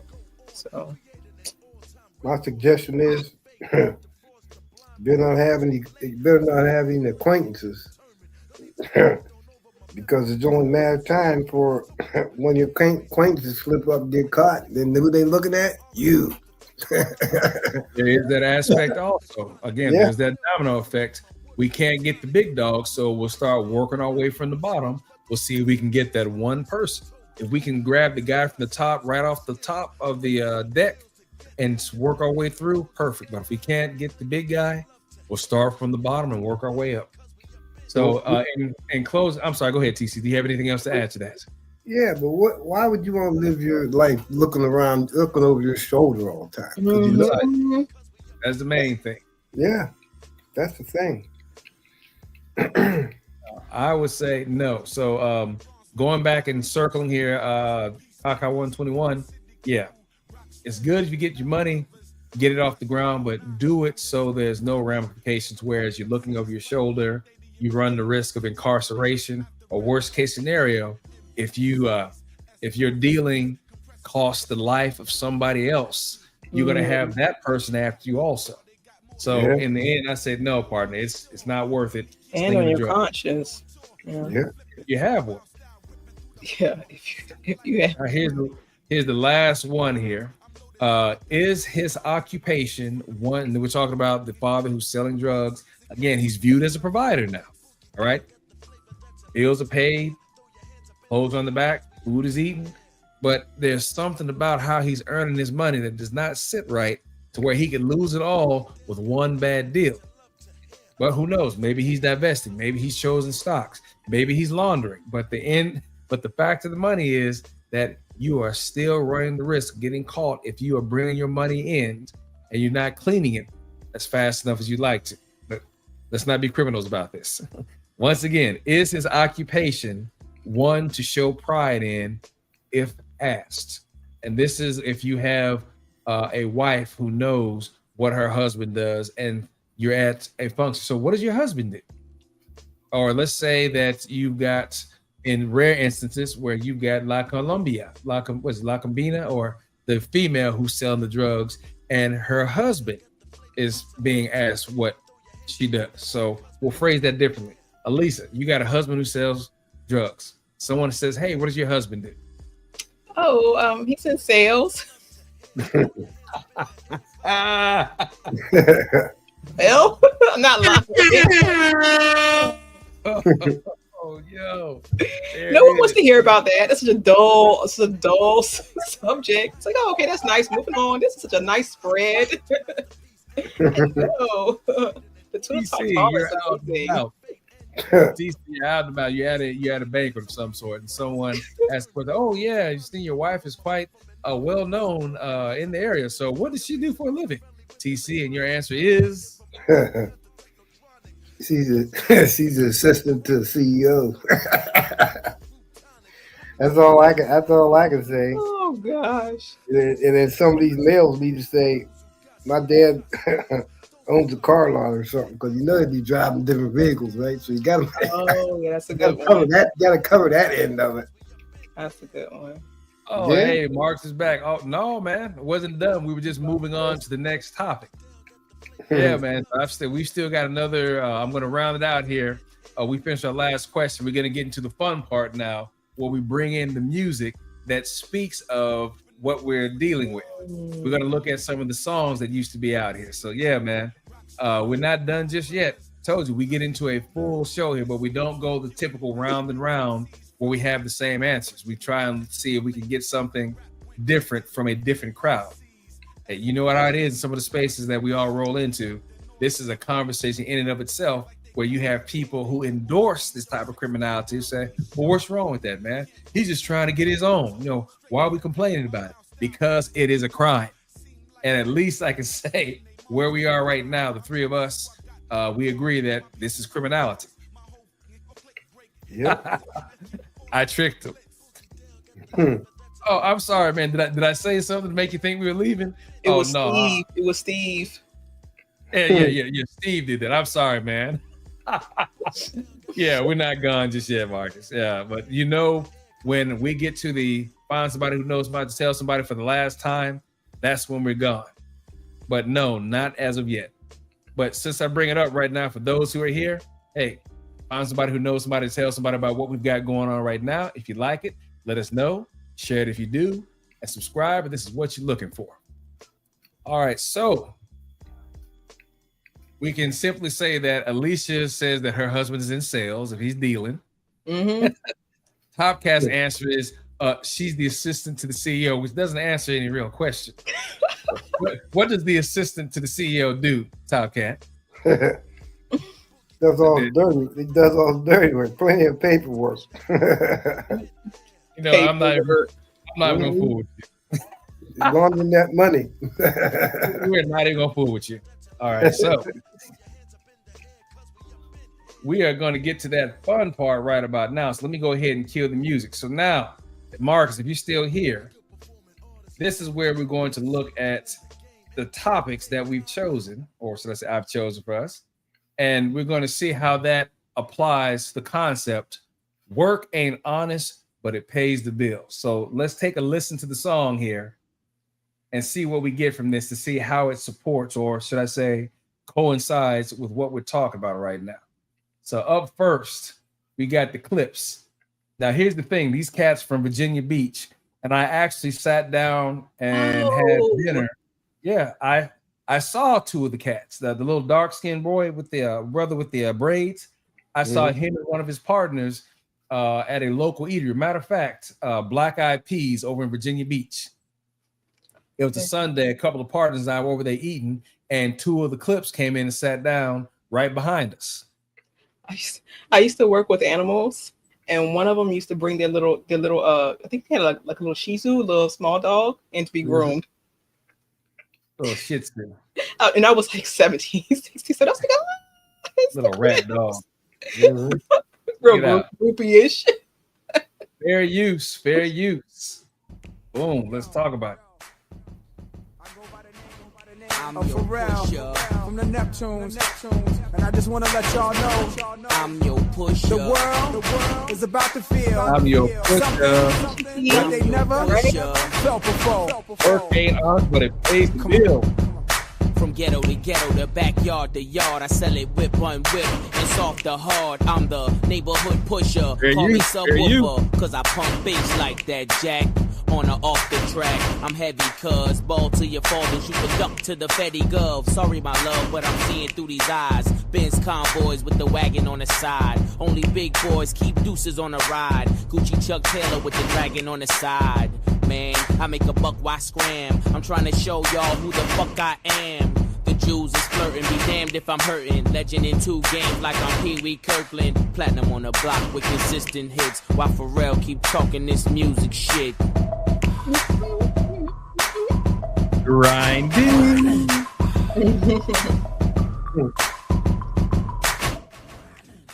All right, so make no misconstrue.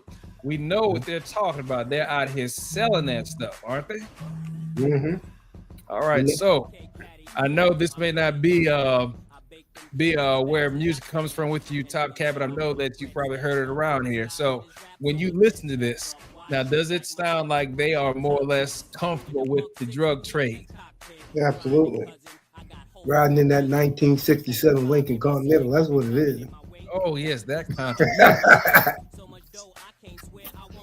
Absolutely. So, Alicia, your thoughts? Does it sound like these folks are committed to the drug game? It sounds like they love it. It's like, come on, folks. Why are we doing this? But there's money. But go I'm ahead, trying to place I'm trying to place the art, the cover art. Where do you think that is, John? I know Welcome to Virginia Beach, but the buildings, yeah, I couldn't pick it out either. I just know that I saw where it said, let me see if I can bring this up a little bit more. You think it's Atlantis? I think it's Atlantis. That's where Pharrell grew up. Atlantic Boulevard? Well, it's behind a food line up there. It's like this low income project area. It's supposed to be really bad. Now, I really couldn't say for that. You'd probably know it better than me that you've been in that area longer than I have for your lifetime. So I'll take your word for it. Oh, all right, so that is our first entry with the clips grinding. So we can see right now, working hours, but it pays the bills, but it's doing more than paying bills. These boys out here, what is it the kids say? Flossing? Oh, yeah. Oh, they out here doing it. Boom. All right. Wow. Oh, no, let's take it back. What? I said it. Fair use. Fair use. Gosh. I used to love him. Fair use. Fair use.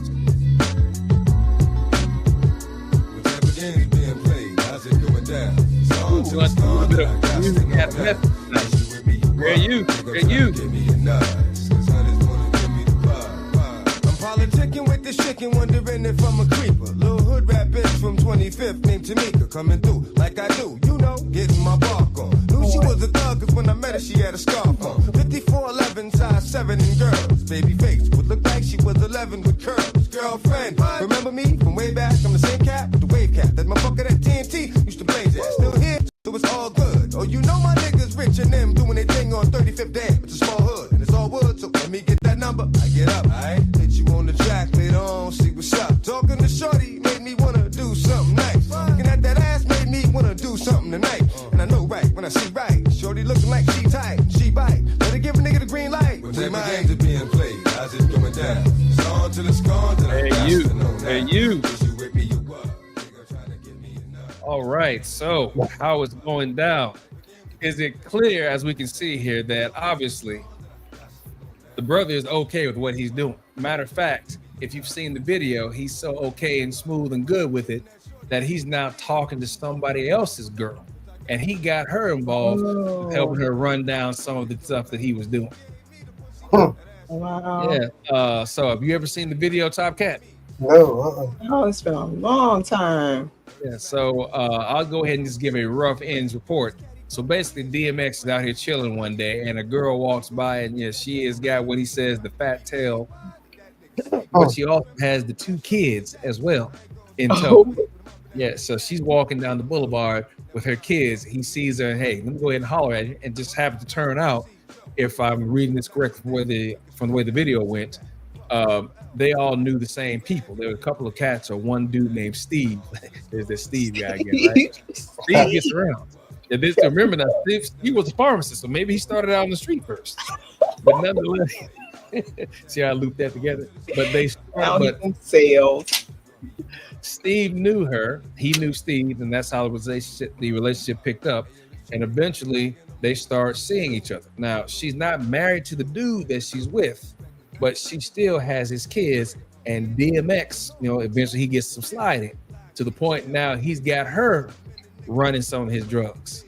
But in the end, after her baby daddy jumped some dude who they thought was him because she messed up and said her name one night. I guess they was hitting it. His name came up. They jumped and wore some other dude out by mistake. But DMX, you know what? Let me let this mess go because I don't need this. You got this dude's kids. Why am I messing with you? It's good when it's good, but let me get gone. All right, so I don't know what the baby daddy did for the most part, but we knew what he did. Again, work ain't honest, but you know what? It got him a little bit of attention, got him some time. And the question is that how effective was the lifestyle DMX living versus what her man was? Because think about it. She was already chosen. Or let's turn this around. She had already chose her baby daddy, but this dude snuck in. What was it about him, do you think, and I'll start with you, TC, that got him in with old girl? that lifestyle. He's popular. And baby daddy, he ain't worth what? 2 kids? He's more popular than he is. Yes, she don't go for that. What if your girl chose me? Yeah, not only that, I think he mentioned that in his song, how he knew her from a long time ago or something like that. I think that's what he was putting down. They knew somebody. They both knew a mutual person. Yes. Okay. Yeah. Mm-hmm. So that's how he started the conversation, because I've done that too, where I used to try and find out where there was a common bridge to, so and so. Yeah, I know her. She used to date my man's from Bombholder. Steve. Steve was a character back in his days. And that would be my end. And then once you get that end, then you just start pulling threads and you just make it away. So that's what he did. He just found a way to get in. But eventually, like you said, that lifestyle that she found appealing, that bad boy edge. Mm-hmm. Hey, when him and his boys jumped that dude, it could have been him. Now, of course, he said, "I'll make this brother sleepy." Meaning, hey, I'm gonna send him to the upper room. Yeah. But he decided again, she's got kids with this guy. What am I doing messing with you? I don't need to be doing this. Let me let you go and get back to the life that you know. He said he missed her, but still, that's not where he needed to be, and definitely not where she needed to be. But personally, from the way that I saw the video, if he hadn't have ended it, she would have kept on fooling with him. Yes. Mm-hmm. Just my observation. Any last deals before we move on to the next one? I think because she had kids, I got to give him props on that. I bet you if she didn't have no kids, they'd have been dealing with one another. There's no doubt about that. Yeah. He was probably giving her more attention than the father, the children's father. And I'm going to go with TC on this one. Had there been no kids involved, he would have probably kept on messing with her. Mm-hmm. No, absolutely. But being that she had kids already, he didn't want to be bothered with that. He ain't got no time for that. Yeah. You know what? Had dude not gotten, had old boy not been jumped by her men's by mistake, he still would have stayed there. But eventually, you got to let that go. Moving on, we know who this brother is, right? I think I was over in, I want to say I was in Germany when this cut came out. But nonetheless, Haggard, fair use. Jay-Z, can't knock the hustle. Holla. The intro. Okay. Yeah. Rockefeller, y'all. Fair use. Check. Yo, I'm making short-term goals when the weather falls. Yes, put away the leathers and put ice on the gold. Chilly with enough bail money to free a big Willie. High stakes, I got more at stake than Philly. Shopping sprees, copping 3. Deuce fever, yeses, fully loaded, yes. Bouncing in the Lex Luger. Tire smoke like Buddha. 50 G's to the crap shooter. Niggas can't fade me. Chrome stocks beaming. Through my peripheral, I see you scheming. Stop dreaming, I leave your body steaming. Niggas is fiending, what's the meaning? I'm leaning on any nigga intervening with the sound of my money machining. My cup runneth over with hundreds. I'm one of the best niggas that done it. 6 digits and running, y'all niggas don't want it. I got the Godfather flow, the Don Juan, the Marco. Swear to God, don't get it fucked up. Taking up this time. Fair use. Cause you can't knock the hustle. Thank you. Now, does this sound like a man who is fairly comfortable with what he is doing in his life right about now? Absolutely. Hustle. Can't knock it. You're not knocking it. 6 figures. 6 figures. He says that in the song. 6 figures. That's a lot of money. So we are sitting here watching this brother. I remember when Jay-Z first came out, everyone's talking about who's this old big nose, big lip dude, right? That was what we were saying in 96. By 98, it's like, okay, all right. And by 99, hey, he was sold. Platinum. A couple times, okay. I was Obviously, never really a fan of him. Hmm? Never really a fan of him. I do like his he has a song cry. I think it's song cry. I think it's called song cry. Yeah. So, I'll take your word for him because I was never a big Jay-Z fan. I like some of his cuts, yeah. but I wasn't a Jay-Z fan per se. Me either. No. What got me was how everybody all of a sudden, well, yeah, I used to deal drugs back in the way. Yeah, I was out on the streets, I was slinging, but I had to get off of that. And you go back and you look at before the persona of, well, you got to have street cred if you're going to tell the rhymes. Now you go back to Jazzy J and the Fresh Prince, Treacherous 3. Who else? I don't know, Beastie Boys, to throw that in there. The Skinny Boys, pretty much all the rap acts prior to NWA. It was all about getting to the party, having fun at the party, meeting the girl at the party, kicking into the party, went down the after party, that type of thing. But then all of a sudden, somewhere along the way, it started being about, man, I was out on the streets, I was slinging. My man came up here named Can. We was bringing all of this. Like, whoa. What is this you bringing into my party? Hey, now you got drug use. And then the guys talk about slinging on the streets. Yeah, man, I got that cred. I got my street cred. Don't rap about the game unless you're from the game. Wait, what? Now notice, how often can you now sit down, think about this the next time you hear any type of hip hop? How often do you hear hip hop that just talks about it's the summertime, summertime, or something like that, or just being outside and just kicking and chilling for the sake of chilling?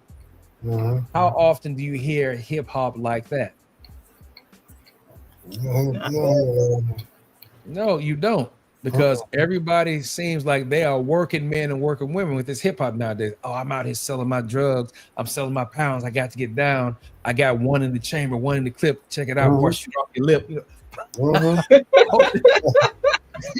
All this type of stuff. Like, hold up. Wait a minute. What happened? What happened to the art form? Man, that's crazy. All right, so moving on. Oh, I wasn't gonna leave you out here. I have to reach back here. Fair use. Fair use. Okay.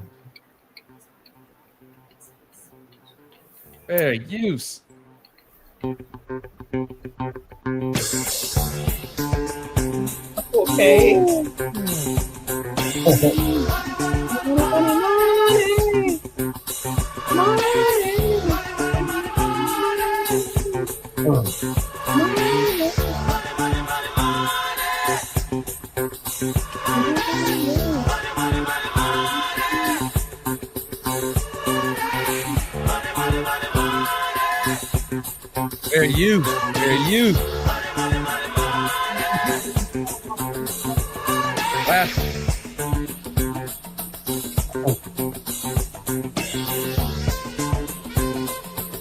Now that in the cold-blooded instrument back now, doesn't it?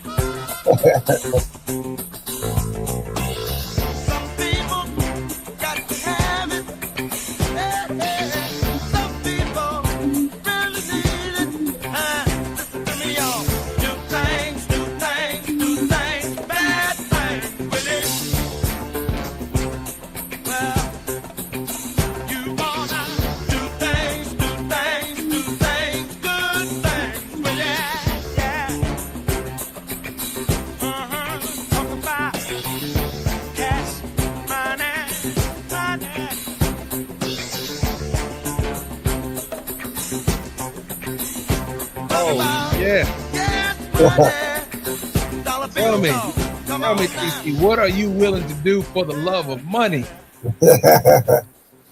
Man, I'm telling you what. I remember when that song come out. There's a lot of that stuff going on back in them days. But brothers had to know how to spend that money without bringing attention to themselves. So you know what they started doing? They started buying them old beat up Chevys and restoring them to stay low key. If you go out and get a new vehicle, right, you're bringing attention to yourself. So they know you got a new vehicle, where you getting that money from? You go buy one of them old beat up Chevys and start restoring it, see? You're not bringing that much attention to yourself. If you Mhm. go out and buy something that's worth $60,000, $70,000, they're looking at you like, where the heck you coming up with this money? You go out and buy one of them old vehicles and restore it, they ain't questioning nothing. Now, Because how would that even fly? Because you figure if I'm not spending, 50 or 60 for a brand new vehicle, would I not have to spend that amount of money to restore one as well? yeah, but see, they ain't thinking that way because they're thinking about how much does that vehicle cost. Mhm. Never had that, so if you're driving something that's raggedy, right, and you're restoring it little by little, that takes money, but they don't know how much money it does take. And that's what I'm Exactly. saying. That's what them dudes was doing. But that's why them dudes got into that stuff. Them donks and all that stuff. You see them putting them doggone hydraulics on them. All yeah, that takes money, but they didn't know how to put that money in them cars. So that's what I'm saying. If it was something really brand new like that, oh man, yeah, you're gonna bring attention to yourself. And I guess Absolutely. that's what lost me right there because I see what you're saying. You're saying that, well, if I don't buy a brand new vehicle for like 40 or 50 grand, no one's going to think of it. But if you Right. had someone who's into cars and knew how much that restoration cost, then you could have been popped still. But at that point in time, I'm now seeing what you're saying. Mhm. At that time, no one made the correlation. No. Mhm. So I can either spend 50,000 buy a brand new car, or I'll go get a bucket and spend 50,000, but I'll go about my business slowly Yes. and eventually get it there. So I'm not dropping it all at one point in time. Instead of in one day spending 50 grand, I can spend 50 grand over a 2 or maybe 3 month period, a gradual incline in my spending, but nothing to tip anybody off. Right. And that's what they should do. You know, they Oh, probably there won't we be go. the price. That's the correlation I was looking for, because I'm thinking 50 grand is 50 grand. Well, how you spend it but the thing is what you're saying, if you knew what to look for when somebody spends it. Yeah, that's the thing. They look at that and they'll say, Right. how you spend? How you making that much money? How you get that? So you're bringing attention to yourself. So they figure, okay, I'll go out and get one of these beat up cars, ride that around so they can see you riding around, and then gradually do your upgrades, just gradually where you're not bringing that much attention to yourself. Mhm. This way All it right. keeps the heat off you. That works. All right. So I don't know if Top Cat, you'll pick this one up. I don't think you will either. Oh, maybe she will. Look at her eyes all bright. Q-tip. I seen Q-Tip in concert. He was amazing. He is amazing. All right. So I retract that, scratch that. She knows who she's looking at. So this What were right you about here. to say, John? No, I'm not saying what I'm saying here, but I don't think that you'll be able to pick up this particular mix, but it doesn't matter because it's still nasty nonetheless. But as long as we know who the main crew is, Q-Tip and Nas, then we know what we're talking about. Now, who remembers the cut? The World Is Yours. I'll just say it right there. Are you familiar with that cut, Alicia? The World Is Yours. Is it and for y'all my sons? Is that it? The original was. Baby. Now, I've got more. You may be. You're right. The problem is that I've got this remix. I never played the regular one anymore, at least the original version. It's always the remix that I have in my mind. It goes, whose world is this? The world is yours. It's mine, it's mine, it's mine. Whose world is this? That's the original version. Oh. World is yours. So what I've got here is the remix. So a lot of the things I like to do here when we do the moments of when music had a message, I like to go out and find the remixes because it gives you a different perspective of how many ways they could put that joint together. Check it out. Fair use, fair use.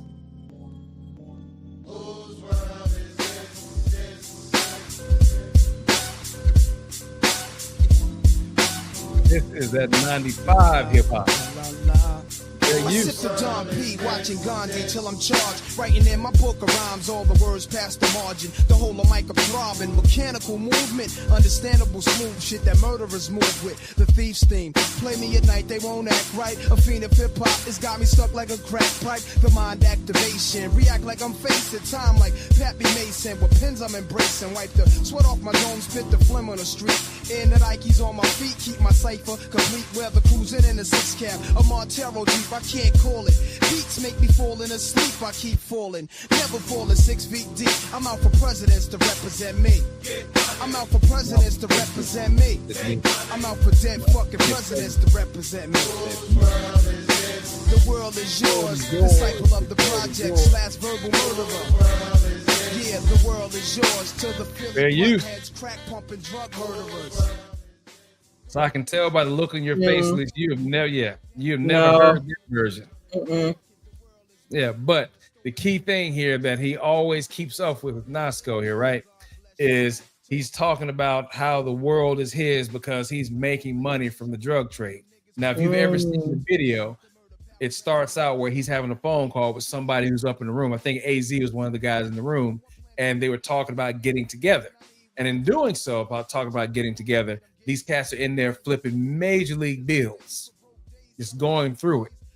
So if you were to see the video, you could definitely see that it wasn't honest work, but it was paying for that.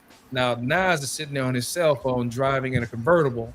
I guess it was Queensbridge, where he's from. But he was making it known, hey, there's money to be made in what I'm doing. What did he say? He got the presidents to represent him. The presidents mean the money. Oh, yeah. I got dead effing presidents. Yeah, yeah. Yeah, whose world is this? He's saying it's my world because I've got these bills I'm folding. Yep. I mean, is that honest work? No, but he's got bills that he's paying with that, though. I say, hey, he got it in, did he not? Whose world is it? The world is yours. I got dead effing presidents. And there was a song about that too, Dead Presidents. All right, now this brother right here. Now I will definitely say when I heard his flow, I could not believe that, man, this boy is just one after the other. And then he was associated with Nas as well. You couldn't have asked for a better combination. At least that's my thought process. I thought DJ Touch would be here tonight to check it out, but he may be busy with something else. But still, that being said, again, you familiar with AZ, Alicia? Vaguely. Ooh, I'm not going to put this on UTC because I know you just have to be around. Fair use, fair use. Come on, TC, didn't think I'd leave you out. Now I know you know what this background music is. Oh, fair use.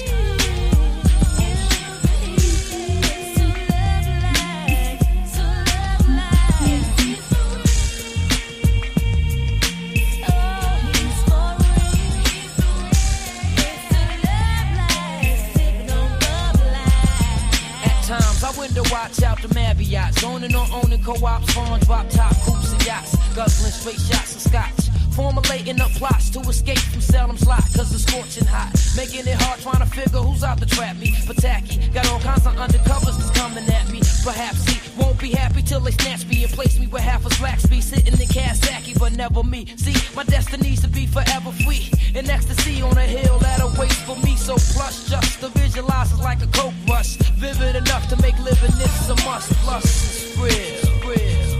Sugar Hill, baby, Sugar Hill, baby, yo, son. Fair use, fair use. You got something? Talking about that coke. Yes, and if you ever saw the video, that is definitely what they are dealing in. That hard narcotics. Give the wife the ones, the 10s, the Benjis, and we got 20 the C-notes, the whole deal here. And if you take a look inside the picture right here, the frame here, look at the stacks. Oh, okay, I see. Stacks. There you go. Now, he is talking about success in the drug trade right here. Again, is this honest work? Oh, you know it ain't. Why all you that now? money sitting up there like that. Oh, all that paper in there, you know, there's nothing honest going on, but he is getting the bills paid. Yes. Mm-hmm. All right, so I'm not going to go into too much. I'm pretty sure everyone remembers when this movie came out, right?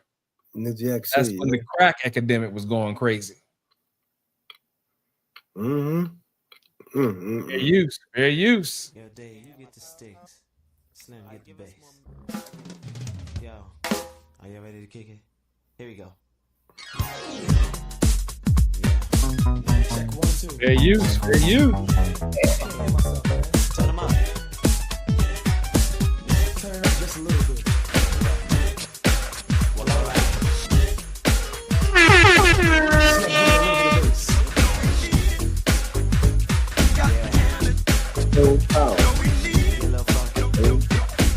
Trying to get the feel for it. Look at it.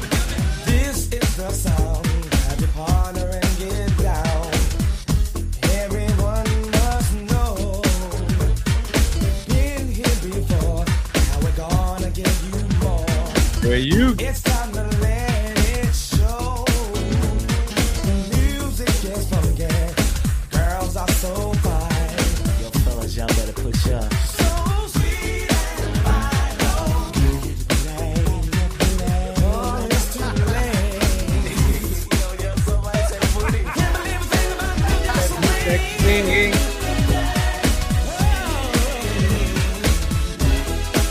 Nino Brown. That's Funny Brothers. Fair use. Yeah, baby. The Cash Money Brothers. I hear James Brown in the background too. So you need it, soul power. Yep, you got a whole mix of that. Now, who here remembers the plot of New Jack City? I know it's been a while. But who else remembers that? Ice-T was undercover, right? Yep, Ice-T was one of the undercover cops. Yes, he was. Wesley Snipes was like the drug lord. Yep, Nino Brown. Mm. So basically, what you have here. That's all I remember. I see you looking up and looking away from the camera, looking up. You're trying to reach that mental Rolodex, right? Yep. Are you in that file cabinet sifting through? Yep. Did he pass out turkeys at Thanksgiving? Oh yeah, Chris Rock. Oh, one piece of turkey. Here, take the whole thing. Oh. Yeah. So the key thing about that now, we saw that Nino was just some small. Well, I can't say it was small time, but he was big enough where they were known in the block. I think the movie opened up where they dropped somebody off the bridge from a Jeep. And then G-Money had the idea, hey man, this stuff is crap. Oh, the ladies love it. We can take over a whole project, sale, distribution. And in the first 20, 25 minutes of the movie, then you see that they are rolling in money. They go from being, I'll say they look like they were six-figure hoods to millionaires. I think it was called the Carter, what they call the complex, the Carter, where they were doing all the drug dealing and all the distribution and the making and so forth. Is this the same movie where there's a shootout? I think at the wedding. Is there a wedding? Yep. Oh That's my it. goodness! And there was a little girl in white. Yeah, remember the baby didn't get hit though. Yeah. Now Keisha, I can't say anything for Keisha now. Yeah, Keisha got wore out. Keisha got wore out. I was a kid. Yeah. That movie came out, I want to say it was 90, maybe 1991. So I remember going to see this outside of Nellis Air Force Base, one of the movie theaters. My partner, matter of fact, Duke, he comes here every now and then. Duke and I had actually driven out to go check that out. That was the soundtrack for a little while, but we all know that work was dirty from the beginning. We can't even have a discussion. We know that it was not honest, but you saw the money that they were going through. All right. And that's what people used to think, yo, man, I'm not going to college. I'm gonna go out and get in the drug gang. But everyone had the thought of they wanted to be Nino Brown. They never thought they might be that low-level kid who gets popped because Nino will put you out on the street to be picked up before he's going to get picked up. Yeah, TC had mentioned that before. Hey, they get rolled on. Didn't you say that a cousin told on somebody, TC? Yeah, he ratted him out. Sure did. Yeah, so therefore, you never know. You start getting these large drug organizations. Not that I've ever been in one, but I've been around organizations to know that when someone starts doing well, somebody who's not getting their just desserts or feels that way, somebody gonna tell. Always. Always. Oh, and here's the lady who was the inspiration. Yeah, she was actually That's what it was. inspiration. Fair use, fair use.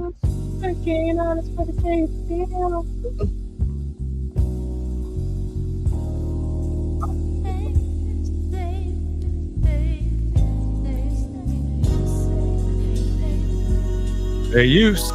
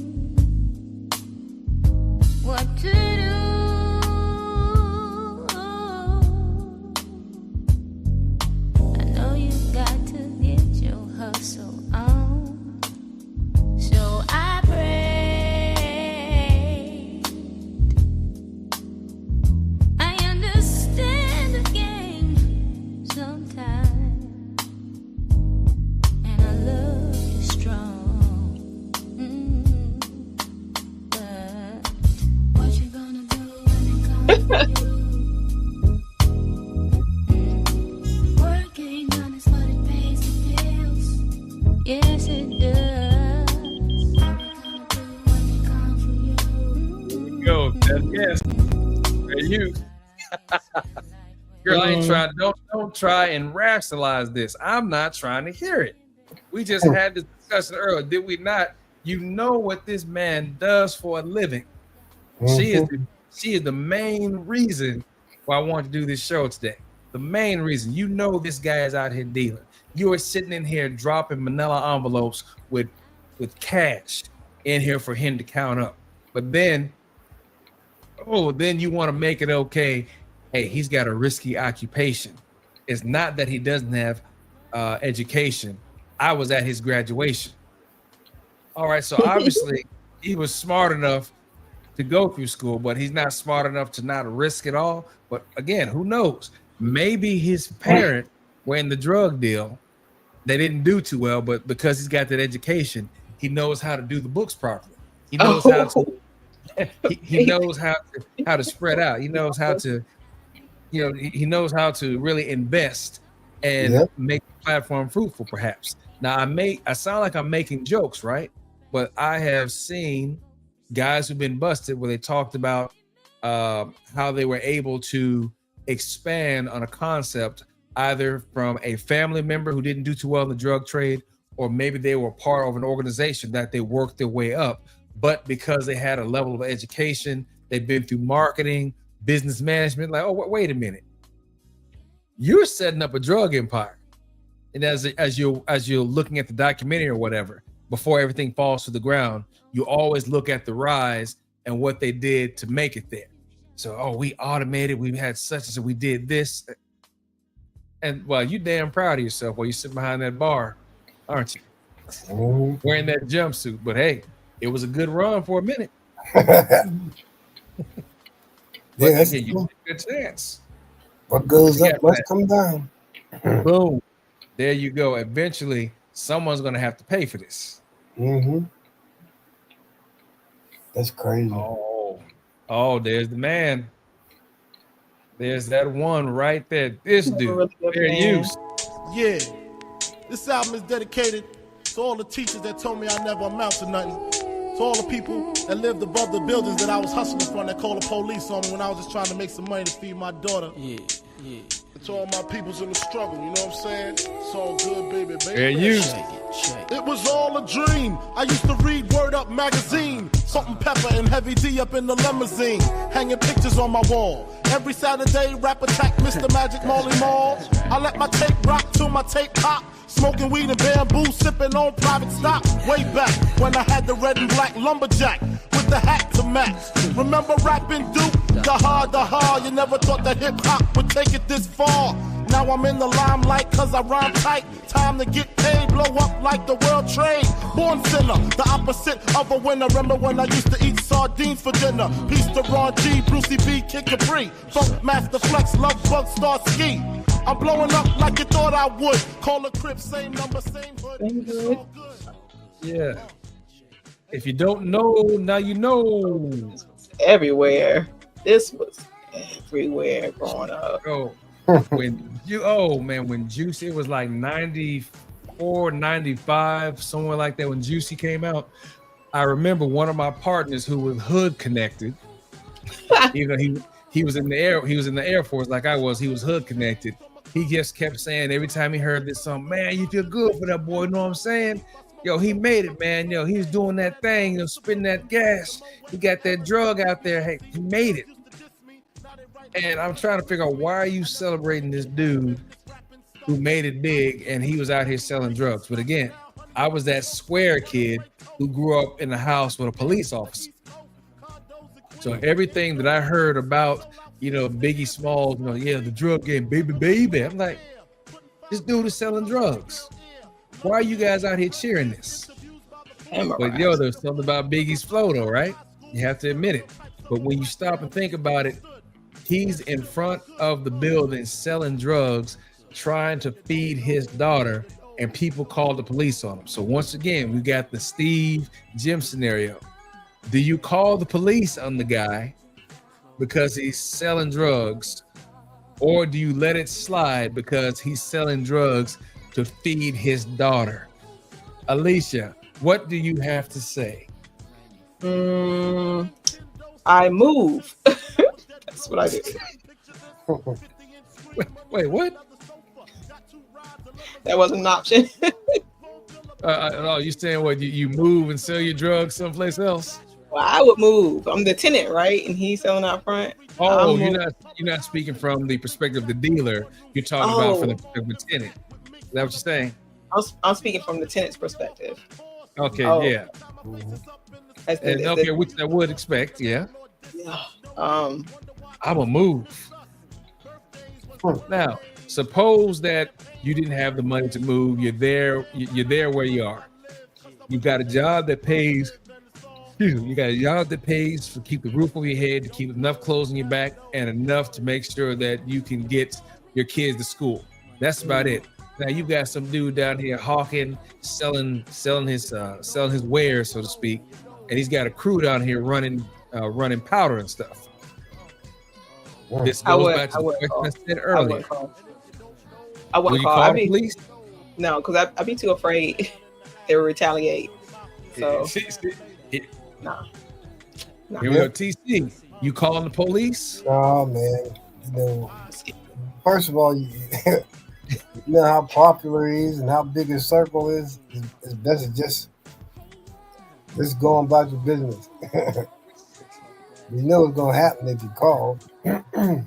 We know what's going to happen if you don't call. See, that is the main thing that I could never understand. But again, I grew up predominantly on military installations. Whereas if you did something that was out of pocket, then not only did you get in trouble at school, but then your parents would be called to come to the school. And then if it's serious enough, the squadron commander or I don't know what you civilian terms, the CEO of the store or whatnot, but that person would get called, and now your father is in trouble for failure to control his dependents or his children. Oh boy. Yeah, so it always rolled down here. So when you got in trouble, there's one thing to get in trouble, and it just goes to your parents. But if what you do is serious enough, you can either get yourself as the child removed from the base, or the entire family kicked off if there are multiple violations. Yeah, so I knew kids who had actually gotten their parents kicked off base because of multiple issues of them not being able to behave and the parent not being able to. So as a result, the parents got to come to the school one time, two times, the third time. Okay, that's it. Either you send your dependents back wherever you're from, or you all go. Yeah, so it rolled downhill. So when I hear people say, yeah, I probably wouldn't tell anybody, but you don't like the guy. You don't like what the drug dealer is doing, but you won't do anything to get rid of him. So, well, I'll just keep my head down. And he makes more money. You have more people die, possibly sell it to your kid when he gets old enough one day. I guess that's what I've never understood about people who've grown up in those type of situations. But maybe that's what it is. I haven't been there, so I can't really relate. Yeah, but because you've had that protection. If you were to essentially snitch, you didn't face the negative consequences. So whereas somebody in Steve's situation, if they were to snitch, it probably wouldn't end well for them. That right there, I've got a major league problem with that. That is one of the things that I think that really makes it difficult for us to do anything as blacks to move forward. And that's when it gets down to certain negative behaviors of our culture or negative distractors. And let's go ahead and say it. It's not just white people. It's not just Asians. It's not Hispanics. But we're talking black right now, the drug trade. And we have people who are fearful of saying what needs to be said to move that element out. So should we complain if somebody dies, if we know who the drug dealer is and we don't put the law onto them? Because why is it that we're more fearful of telling on this guy than we are of what can be done if no one gets rid of him? Why are we more afraid of the drug dealer? There aren't systems in place to protect people if they were to tell them. Like with your upbringing, there aren't systems in place to protect them. Not during that time, I don't think so. But I always got to look at what they're selling.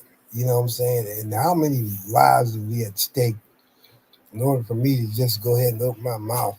Because when it gets where it's killing a lot of people, especially your own people, then I think it's time to say something. Because that's just not saying that and let it go on. Yeah, you can't do that. If at some point in time, something needs to be said to get that cancer out. Right. Yep. But there has to be a way about it where those who stand up against it aren't punished. So some system needs to be put in place, or a specific method needs to be used, whatever it may be. So it's called the police department. It's called witness protection. Yeah. However, let me stop. Okay, yeah. So yes, we know that we have cops, and that's what happens now. We have cops who actually are on the take. Yep. And they start working with the gangs because there comes this rationalization. This kid over here, 18 years old, is driving around in a $60,000 car. He's got money to spend. I've been out on the street for 17 years, and the only thing I've got left to look forward to is my pension, just to keep me barely above water. And then these guys start working with the gangs. Now that I see is probably why your answer is what it is. Is that the case, Alicia? Yeah, you never know. As the person who wants to, stand up, you never know how deep the tentacles, or you never know how deep it goes. Right. I hadn't even considered that based on my answer. I'm just solely looking at the fear aspect, the fear of right now, and focusing on just working towards getting out of the area as far as moving. But I'm looking at the fear right now. But that's another important aspect of it. You never know who else is involved. Those same police officers that you may call or ask for help may be in on it too.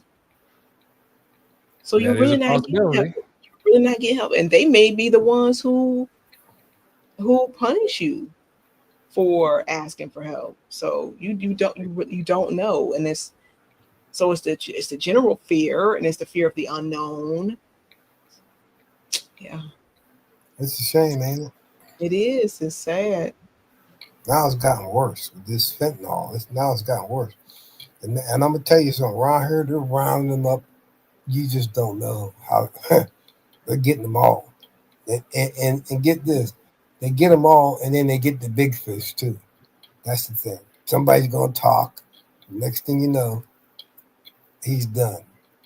You know, that's crazy. They work their way up. Like I said, you get the small fish and go from there. I think the best tactic will be to target. It's all supply and demand, right? Target the demand for it. Why is there such a demand for it?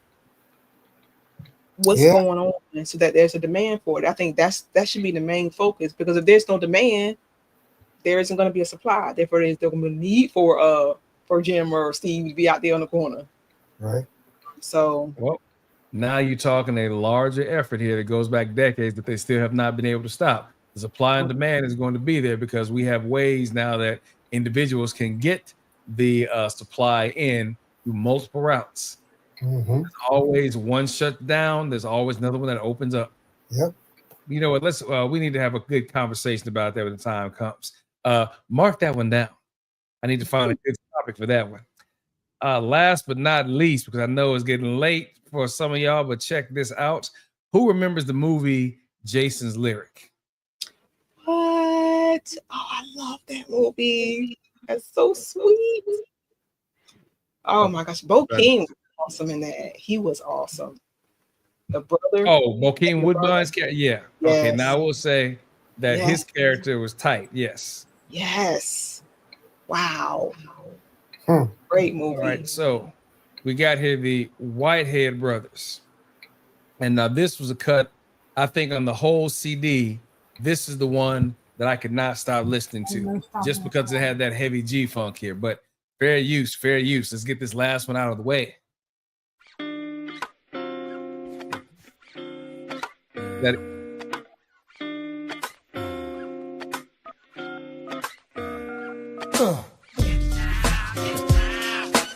Okay.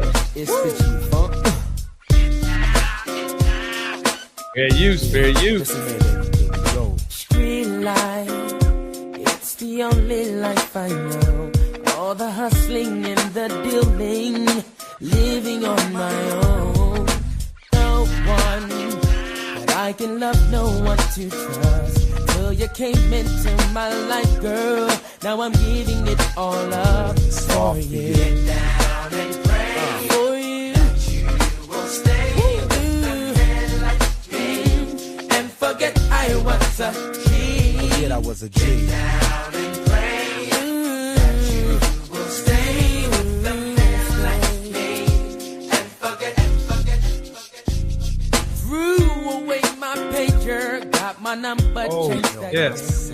Now, tell me that still doesn't sound nice. 30 years on, 1995, this cut came out. Threw away my pager. Threw away my page. Now, this is what you want to see.